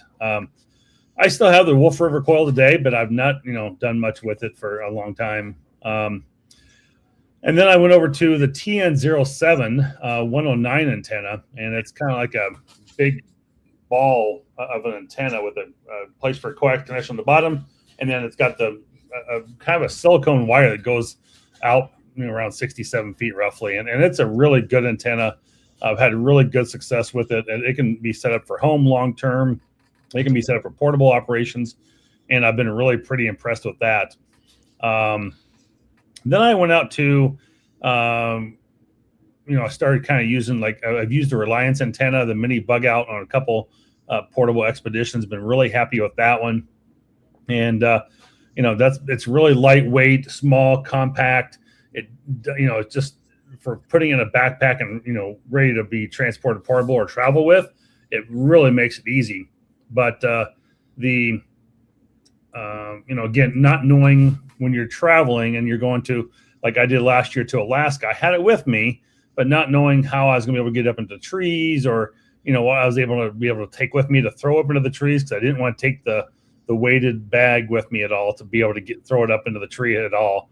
I wasn't sure how high I was going to be able to get it. I didn't really necessarily have my portable mast with me at that one. So I spent a little bit of money and went out and bought the Chameleon mini hybrid vertical antenna, and I used that last year on my Alaska expedition and for my POTA expedition there, and that was really good. I've had really good luck with it.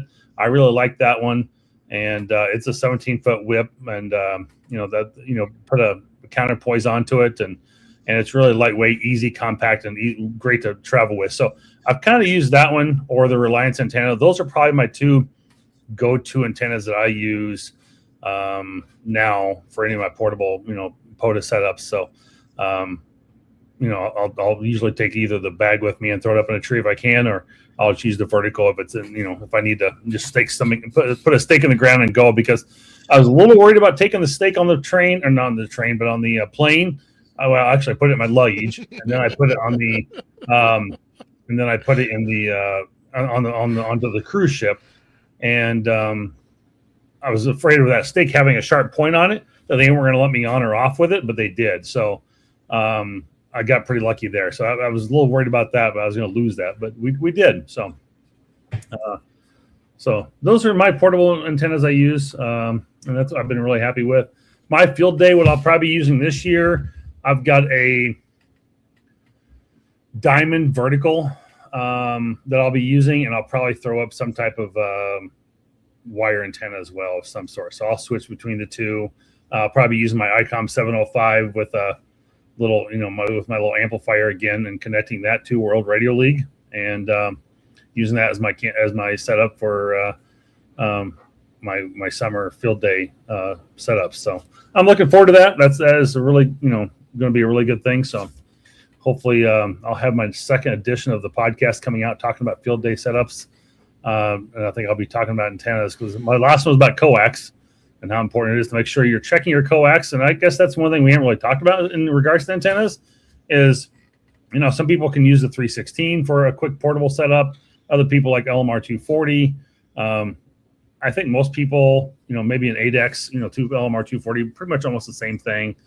I've been very pleased with those. I don't really deploy anything like an LMR 400 on any type of portable setups. It's just obviously big, bulky, heavy, that sort of thing. For field day operations, I will. But in regards to just a portable quick setup, is usually LMR 240 from ABR Industries. Use code W0MET10 to save yourself 10% when buying. I can't help it. I'm on Josh's channel. I got to push it a little bit, But no, I've really been. My last to go. Josh probably muted me, or maybe Tim has control and did it, but no. Me and Tim have no control. Oh, so he's messing with me. So, because I'm not touching my keyboard either. But you mess with the bull, you get the horn. Oh, he's still listening. He hides, but he's still listening in the background. Did he hear that? Literally, the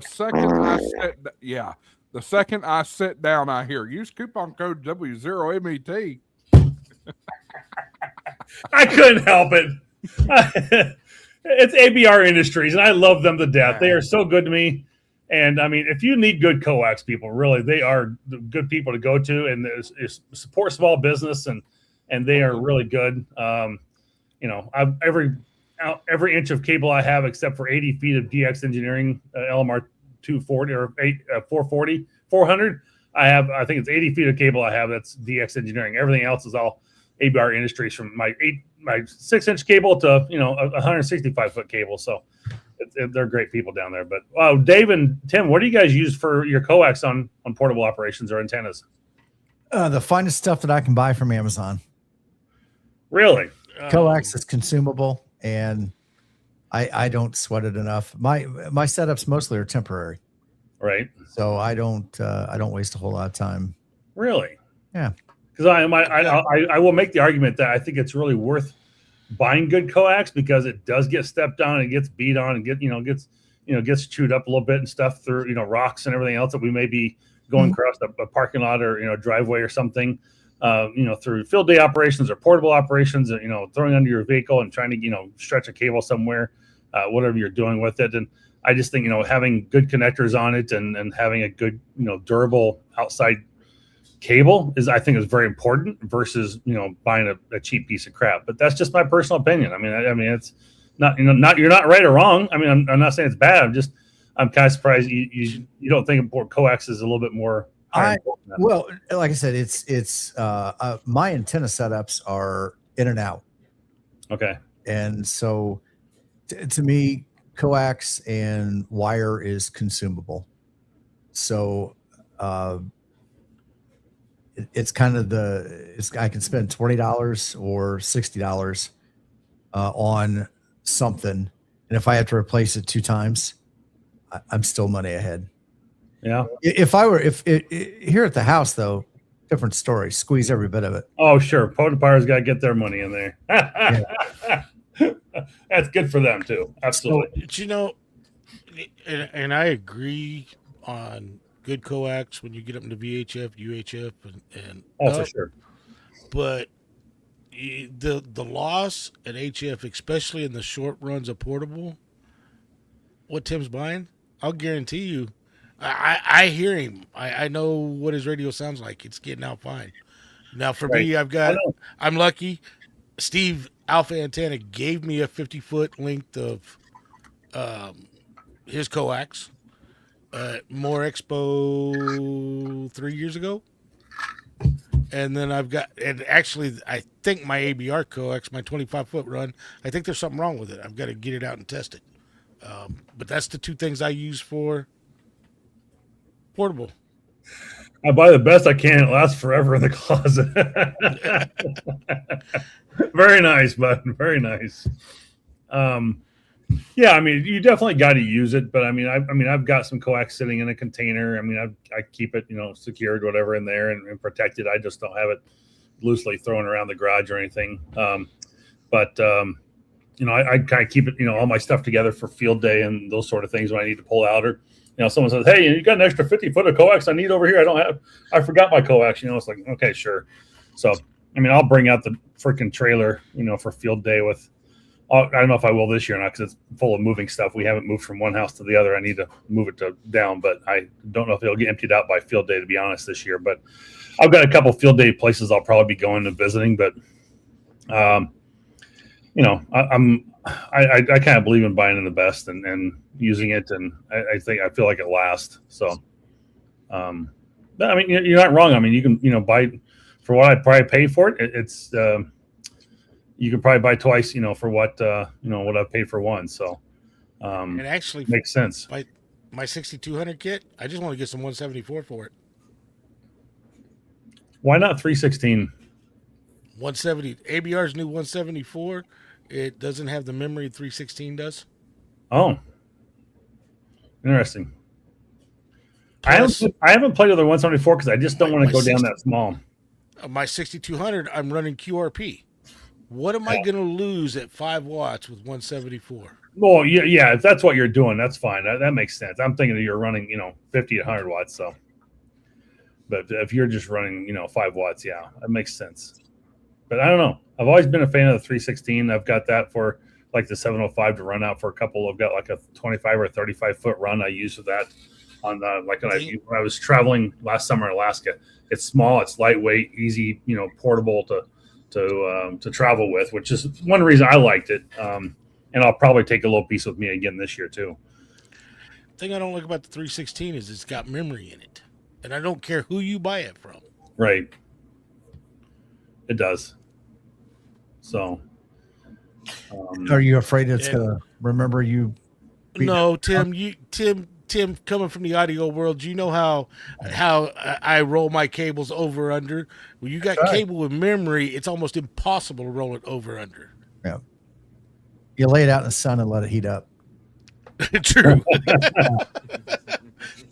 Right. Yeah.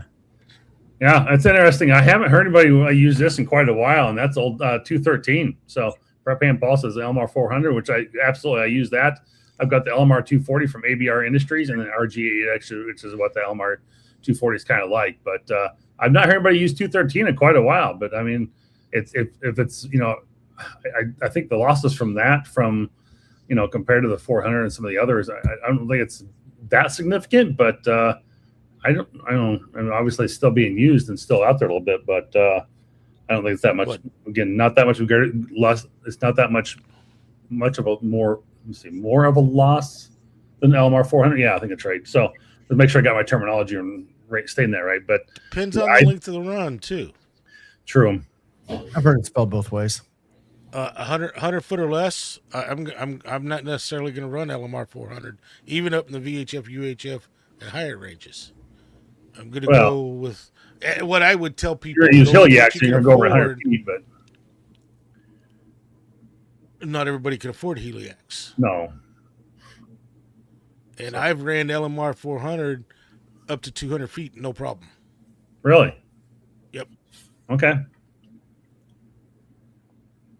Not quite sure what we've got going here, but I'm going to put that one in timeout. That almost looks like a bot. Yeah. Oh, you said that highlighted Paul, and I thought you put Paul. I mean, Paul really is a bot.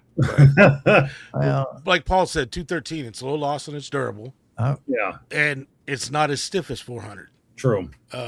I've walked to the shower house with Paul. He's a bot. Okay. Yes, he's a bot. He's a bot. I don't really have an opinion on coax. I've heard, with my budget, I go with the Amazon stuff if I'm being real about it. But I hear a lot of good stuff, specifically from Jason, about M&P through Gigaparts. I don't know. I've not ever dealt with it. Now, Frank may be a bot. I see that in the chat. Yeah. Tim, Prep Hand Paul, I'd love to be able to see your access panel. I just ordered my second one from K7FP. Yeah. I don't think that's what he was referring to, but okay. Great way to save it, whether you knew it or not. Oh, gotcha. But yeah, that's where all my coax goes in and out of.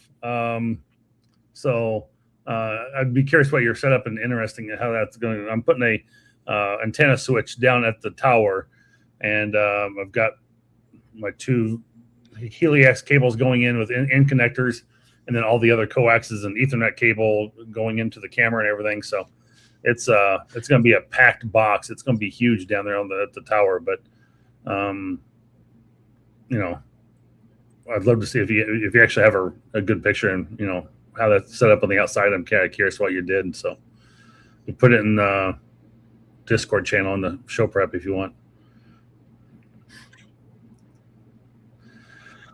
And then Summit Radio, he said, then there's me using 316 from China. Hey, if it works, that's all that matters. Yeah, China, if it's outside, you might have to replace it sooner. But China. Frank talking to Bricker House. Italian isn't bougie. Italian is life. Get you an Italian today. Talking about Messi and Poloni for those aren't Fancy Italian. Do you know what? That's great coax, but their cost is, to me. So I use the Amazon coax here at the house too. The only time I've ever had to replace any of that is that because I've added another antenna. I have yet to replace a piece of coax, and some of the stuff's been in the ground for over 10 years. Wow. I was gonna say, you got yours all direct burial, don't you? Yeah. That's interesting. And once again, if it breaks, it breaks. I mean, if I start wasting a lot of money on it, it'll be a different story. Right. But well, one place nobody's talked about their coax, and I actually like their coax. That's DX Engineering's. Yeah. Mm-hmm. Everybody's talked about ABR and Messi and Poloni. DX Engineering makes their coax, and they'll do custom coax for you too, just the same. I mean, you tell them you need 103 feet, they'll give you 103 feet.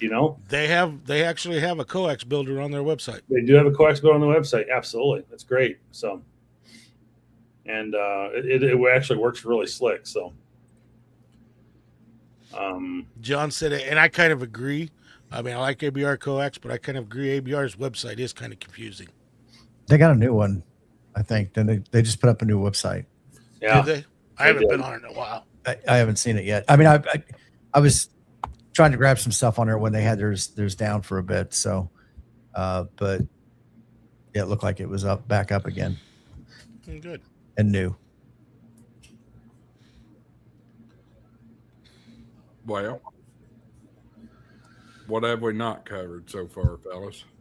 That's a good question. I'm just enjoying sitting here looking at. Well, it depends. Well, it's black now. That's weird. On my side, it shows Nolan's just in his chair. Yeah. Then when I put it on there, it's nothing but black. That's weird. I know you were talking about VHF antennas that you're getting earlier. I need to replace my GP9. Nothing wrong with my GP9, but I need to get me a GP93. So I can get my 1.2 gigs and my 9700 on the air.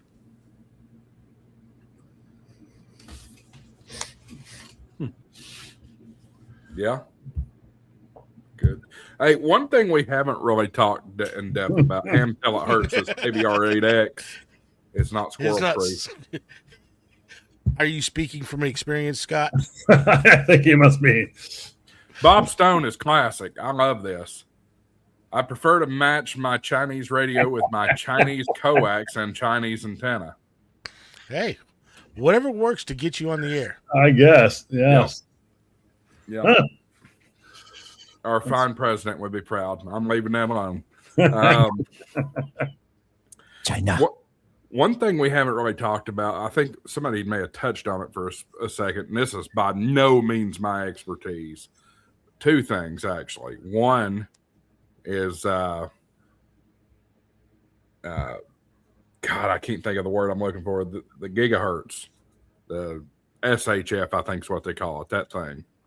I've never done it, so I don't know much about it. We talking about super high frequency?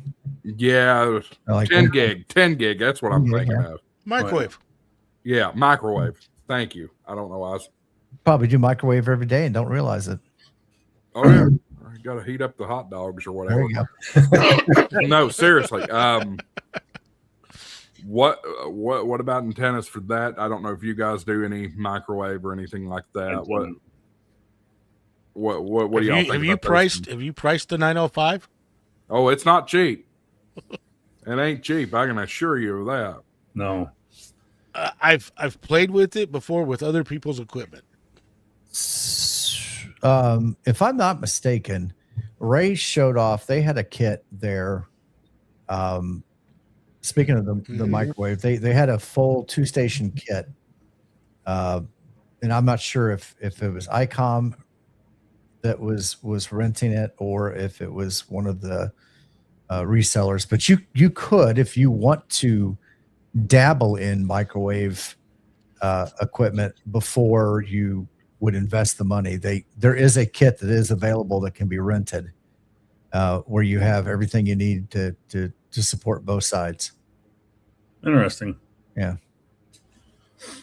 I want to go back to one question here real quick. Change topic just a little bit real quick on that. But what point does one move up to the bigger stuff, LMR 600 and such, or Helix? And that's really like if you're going to be running an antenna, if you have a longer distance for like a VHF antenna and you're going to have to run, I know Dave said 200 feet. I would say more than 150 feet myself. Personally, I would say I'd run an LMR 600 if you have to run a distance to go out to a VHF antenna somewhere. Maybe a repeater on a tower. Well, a repeater on a tower, yeah. I mean, you can use that. A repeater on a tower, you're running Helix. You should run Helix. You can run the 600, but you should run Helix. Yes, absolutely. And then there's one other question back here a little ways early. I don't know if the guy's still here in the channel or not, so I can go back and find it. I had it started, and hopefully it's still there. He said he had a 70-foot antenna tower. And he goes, what type of antenna would we stick at the top of that? And I didn't get a chance to really come back to it. I'd have a beam on it. No. Yeah, I'd put a beam of some sort on it. And if you can afford the JK antennas, I mean, phenomenal. There we go. I found it. I have a 70-foot freestanding tower aluminum. What kind of HF antenna would you put on it? And then if you could put a beam of some sort, like I said, JK antennas are great. I mean, I know again, Cushcraft and or High Gain is coming back, so they might have some antennas that are going to be back out again. So we might be able to look at something like that as well and see what they have for antennas out there. Step IR. Well, yeah, they're dropping the price. They're dropping the price a little bit, Levi, but still, a Step IR is a pricey antenna. Is that Levi? Also, CGJ. Yeah. I'm not sure who that is. So KZ. That's Levi. No, that's not KZ though. No, that was CG. Where it says Step IR. Yeah. I'm sorry. I have to scroll way back to the bottom. I was at the very top of that. So. But I would also run me some wire antennas off of that. 70 foot. Now you're getting above quarter wave above ground. So I would definitely build me some either infeds off of it, inverted V's or something. Yeah. Mosley, that's what I've got on my antenna. I'm 65 foot up in the air. I've got the Mosley CL33. It's a 10, 15, and 20 meter beam. And I've been really pleased with that. It is a really good antenna. They've been around for a long time, and I would say they're still, some of the better priced antennas. The only difference, I will be quite honest, is they've got traps on their antennas, and if I can get rid of the traps and eliminate them from the antenna to save myself parts and potential wear. I mean, the antenna I've had up is every bit of probably 40 years old, if not older, maybe closer to 50 years. And it came from another ham, and I replaced some of the parts and some of the traps on it, but it's still got some of the original traps on it. So, I mean, it's not that they're all bad. It's just that make sure you get them up there. They're not collecting water, things like that. They don't make sure you have the drip holes on the bottom side down. I mean, there's just some caveats to the Mosleys I'm not really a big fan of, but it is a really freaking cool antenna. It does really well. So made a lot of good antennas with it, or a lot of good contacts with it. So it's again, not always bad. So there's somebody else talking about an 80 meter loop. We were talking about antenna coax earlier. Something else that's great for that. Use balance line instead of coax. Yeah. If you can use balance line because it's balanced. Yep. Exactly. Coax is unbalanced, and then you common mode current at that point. Well, it's like Hollywood said too. I mean, you get coax attracts water. In the wintertime, you get water in your coax, it freezes, that breaks your coax. There's all kinds of stuff that can cause problems with coax. The balance line, and you're going to have a lot better. And some people, depending on what they've got, might not be able to use it. But with balance line, you don't have to worry about the length of the run you're running, what your loss is going to be. If you really want to go check out a really cool antenna and you want to you can put it towards the top of the tower and run. It covers a lot of bands. It's called True Ladder Line antenna. And the way this guy's has this thing built, it's incredible. True Ladder Line. That just go out and search True Ladder Line antenna. It should be one of the first things that pops up. And this thing will cover all your bands, whole 9 yards. You don't necessarily put up a beam on that one, but okay, I'm going to put a plug out of my channel for just a second. I've got 1 or 2 videos out in my channel on YouTube that I went and discussed this with him, and he talks about it. And his name is Gary K7 EMF, and he has. I mean, this is. I don't know. It's a wire feed antenna, but I mean, it covers all bands, and it super tunes up really easily. You got the link, Marvin? Yeah, I'll put a link in the chat. People are asking. I was fixing to say, for the link. for the first time ever, somebody has said "bruh" in my chat. Actually, technically, that's not my chat. I don't know who that's. It's in my chat. It's John. I put He's been in your chat before. Yeah, but it's the first time I've ever seen the word bruh Bro. used. Yeah, I put it in right there, so it's pretty cool. Brah. That's the link to the I'll website. drop it in my chat, John. John, That's who's missing tonight. We ain't seen Dave tonight. Yeah, he was sleeping. Josh, you obviously don't have teenage boys because you would hear brah about every other 5 words. No, I wouldn't. I'd be firing up their hind ends. Or bro, or broski. Yo, broski, what's up, brah? Charlotte's big thing right now is dip. She says, nah, dip.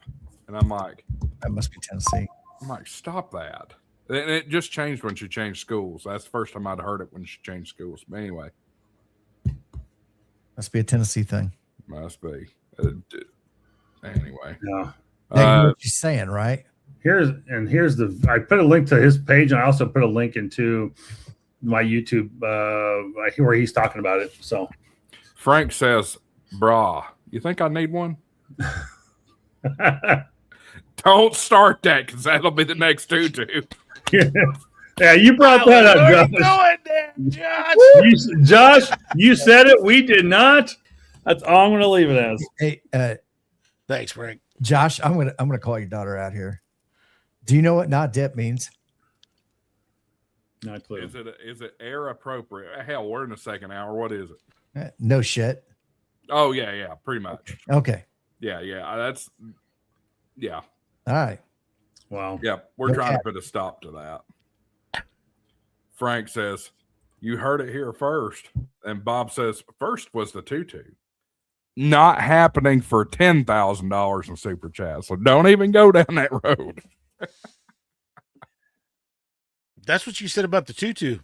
No. You know, come on, guys. If you're gonna don't mess with the tutus and stuff like that. What you really need to do is see what Josh's number is to get waxed live on the stream. No. I mean, come on. Let's do it. Julie's in here. She knows what I'm talking about. Matter of fact, I think Eric's. What's my price for that? All right. Eric said bikini at Huntsville, but I think what he meant was bikini wax at Huntsville. You want to play that game? We'll play that game. Uh-oh. I want all of the following demands met: an ICOM 7760, a at least 40-foot tower with a rotor on it, with a hex beam, and then we'll think about it.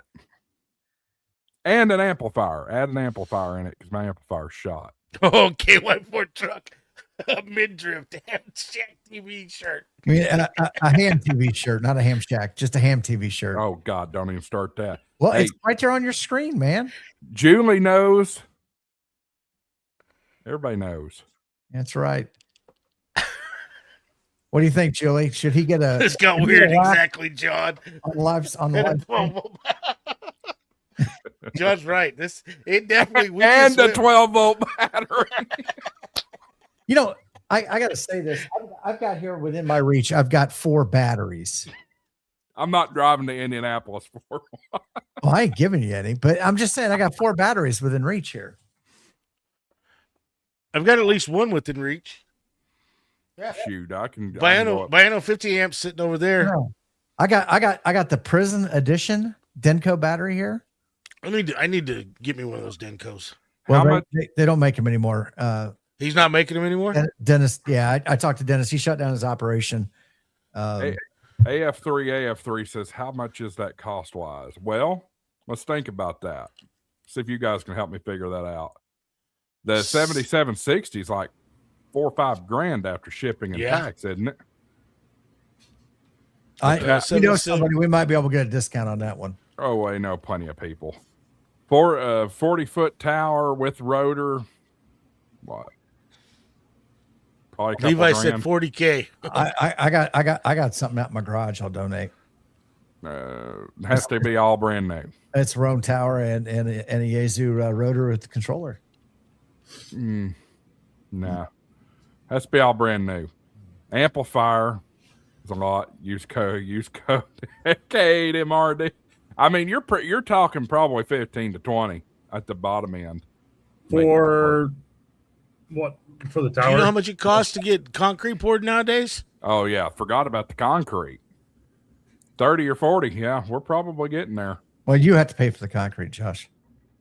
I didn't say anything about. Well, I don't know. Yeah, because he didn't say concrete. He just said tower, That's right. rotor, and radio. That's right. I mean, got all that bullshit. I'm sure I can afford a damn concrete. So, I mean, It if might you're be looking more at- than the radio and the tower and the rotor and all that stuff.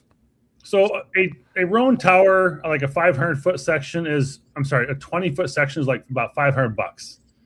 I did my concrete for about $250 last year on a 4x4 or 4-foot square, but the guy was already in the neighborhood doing the concrete, so it wasn't that really much more to have him do it because he was already delivering other concrete in the area. It was about $2,000 to have my tower installed, and then my rotor, I bought that used. It was a Yaesu G800 or 1000. And that was like $450. And then I already owned my CL33 from Mosley, so that was no big deal. I probably spent about $500 to $600 on the mass strength ropes for guying, and the other antennas I already had as well for all my verticals. The repeater antenna I got donated, so that was a $1,500 savings there for the DB 224, and my repeater obviously $1,000 out of my own pocket. My network rack was about $400 probably. My coax I got as a trade with N3MFL Michael, who's Tortoise Overland, traded a radio for some Heliax coax. So that was no cost for me there. So I was able to probably do it for really less than 10 grand overall. Well, there was cost. You had to buy the radio. Oh, I had to buy the radio thing, yeah. But I mean, I'm just saying I'm probably still below 10 grand and getting my whole, 65-foot tower installed though. So now somebody said we forgot the cost of the hex beam, and I know a couple people who make hex beams, and I figure if we could get the Has to be a BHQ hex. You didn't that's stipulate that. You Yes, just said I hex did. beam. No, you said hex beam. I'll Go back on the stream and watch it. I'll talk to Dave, and I'm willing to bet David, if we can get Dave's logo, put Josh in the tanning booth, and like they put the little rabbit and stuff on there, put the VexQ on his butt, so it's there when they do the waxing. I bet he'd play ball. Ain't nobody wants to I see bet- that stuff. Play that clip. Money isn't everything. It's the only thing. And everyone has a price for the $1 million man. All right, let's. AY4 truck. You know- Here's $2 for the fun for the midriff tower. All right, well, We went full clubhouse we tonight. got about $38,998 to go. Yeah, ain't happening. I can promise y'all that. No, Don't say that in front of TO. It ain't. You're He ain't no got fun, nothing. Josh, you're no fun. They ain't got no. It ain't happening. Nobody's taking out a second mortgage for this crap, or a third mortgage for that matter. Somebody was asking about the hex. I'm on BHQ right now, and just the center post for the hex plate and the BHQ beam and the alignment tool for the Roan 25. You're talking about 5,000. You got somebody who used their member chat. Yeah. Mike, member for 3 months. I will say this in all fairness about the VQX VHQ. VXQ hex VHQ. that Dave makes. Those things are like a brick shiz house. They are indestructible, and so I mean, with everything, comes a cost, but they can withstand some pretty hellacious weather. Josh's therapist is going to need a therapist. Yeah, absolutely. Yep. Well, fellas, 9:55. Before this thing goes more clubhouse, we probably ought to put a pin in it. So last call for super chats, super members, super all that crap. Matter of fact, I'm going to do one real quick here. I need to give away my last 5 memberships of the month that I get to give away. And we'll see who gets those in just a second. Oh, HamShack Gifting, send 5 now. Here they go. bam. Did I get one? I've never. KY4 Truck got one. Chris got KD9, YSW, George, KC1 TQF, Adam N2 Alf, and KM4 NXU got one. Congratulations, guys. Y'all have access to future videos, which I think I'm almost done with the Dayton series. I'm going to start putting some new stuff out in the coming days. So there's that. Anyway, let's go around the horn and see what's all coming up with everybody else. Marvin, you're next to me. What do you got going? So this weekend, I've got to move some dirt, and I'm going to try and set up my network rack with the new firewall and get everything moved over to the 4-post rack. Monday, I would say probably my next podcast will come out, and it'll probably be the last one before I. There might be one more when I get back from vacation, but of my 3 series, this will be my last one before I go on vacation. I won't be able to get another one out before then, I don't think. And I hope to get one more video out from him, Hamvention. I haven't been able to release this week. I was hoping to get one built this week, and I just haven't had a chance. So, but that's about it. Nothing too major. I spent some time with the wife. It's actually our 26th anniversary tonight. And in fact, I'm glad you're calling it shows quick, because she's texting me going, all right, are you ready? Because I need to spend some time with her and talk to her quick. Hey, now.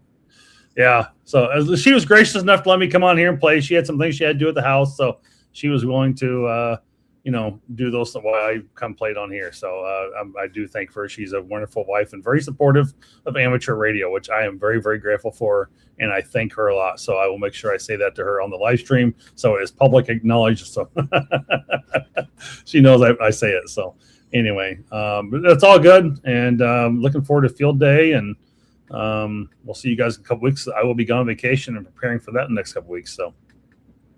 You're going to the cold place. I don't know why you'd want to do that. Alaska, Denali. We'll be doing a POTA activation. Yes, Dave, I will let you know. I have not forgotten. So, AF3 says he should have just said, hello, do it for a new house. Easier to calculate. Well, I've got a new house. It's not new. It's new to me.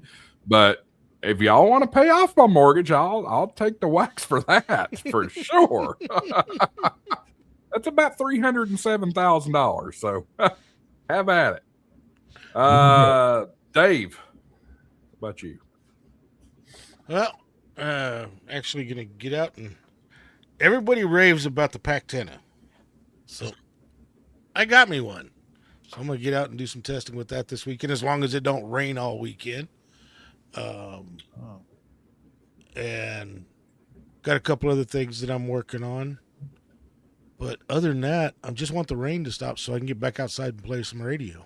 You can send it north. We are so short, it's not even funny. We're so dry. Listen, it's done nothing but rain for the past, pretty much since I got home from Dayton. Almost every day. Sunday was dry. That's why I went out and did a POTA Sunday. But it's basically been nothing but rain for the last month. Yep. We actually today it may have sprinkled for a second, but we didn't get any significant rain today here. So we had some areas that got 5 inches of rain in about 4 hours.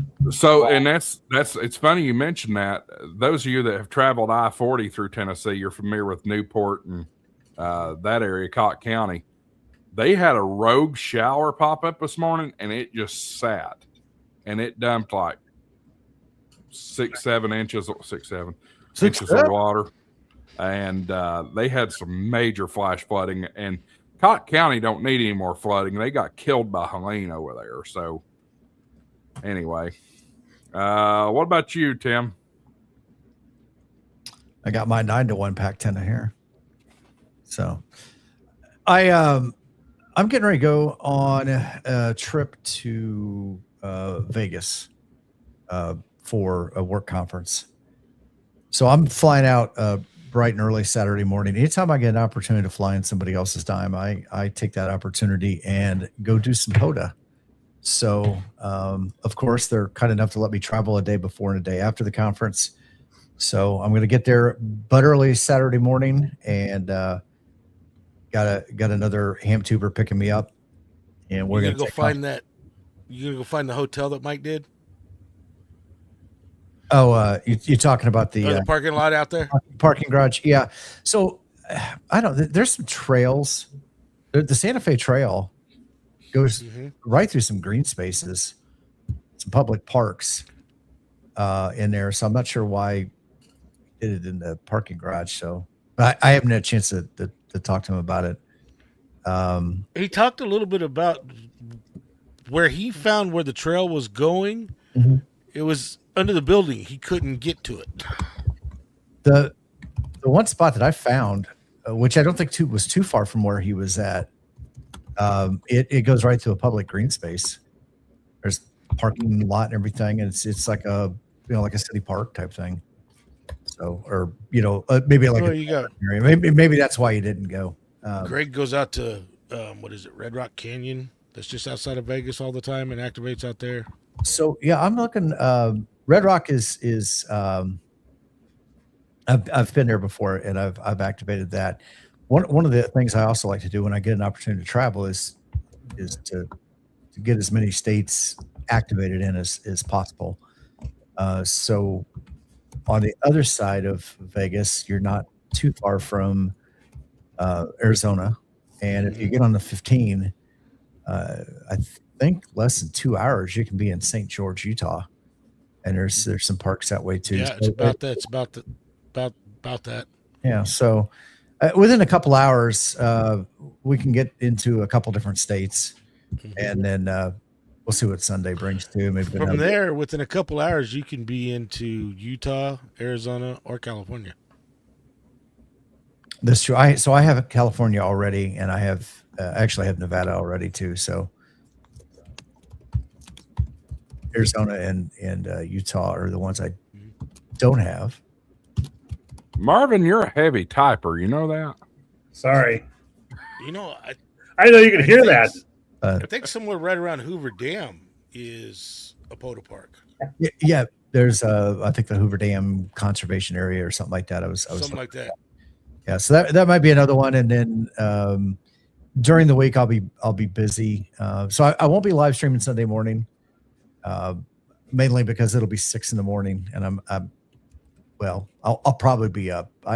One of the things that happens when I go out west is I go to bed on local time and wake up on Indiana time. It never fails. It's 6 a.m. Indiana time, so it may be 1 or 2 o'clock in the morning local when I go to sleep, and I'm waking up at 3 a.m. local.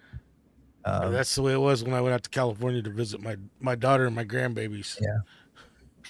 So yeah, most likely not Sunday, but if we're in an area that they've got decent internet, I've got my live streaming kit that's coming with me. So we'll be doing that. We will be doing the kids table Wednesday evening. I'll just do it from the hotel room, or maybe down at the casino. I don't know. We'll see what they'll let me do. COTA Casino is on the air. There we go. There you go. I can't imagine. I bet the RFI is horrible. Oh, hit me. I've brought my electronic machines down there nowadays. Yeah. I mean, I've brought my HT to the hotel. And actually, I take that back. Well, I mean, the last couple of times I've gone out there, I've brought a HF radio with me, so I can go out and do it. So I've set up one of them. I had a small patio, so I ran my 20-meter POTA 20 mast out the thing and stuck a wire out there. It was horrible. Wait, you're going to a work conference? Yeah. Stay. I'll talk to you after the stream. I have a feeling I might know where you're going. I'm going to Cisco Live. Oh, yeah. I thought you were talking about Infocom. That's coming up too. Yeah. No, going for IT stuff. Yeah, IT stuff. Infocom does that. Real work stuff is where I'm going. So anyway, all right. Let's wrap this thing up. For me, what all do I have going on? So let's talk about next week. I have on the docket for next week's show being the International Digital Contest, which is coming up. That's one I usually participate in a lot, and it's a lot of fun. I've actually done pretty decent with it. I've gotten second place in the Delta division before, so we'll see. I probably will participate in that, but we'll talk about that next week. What's the Delta division? You had to ask me that. Tennessee, Georgia, Alabama. Oh, okay. Based on the location, then. Yeah. Maybe Mississippi, something like that. Following week, June 11th, June. Good Lord, folks, we're coming up on June. June 11th, we'll be doing ARRL Kids Day. Gray Man, I may lean in with you on that one a little bit.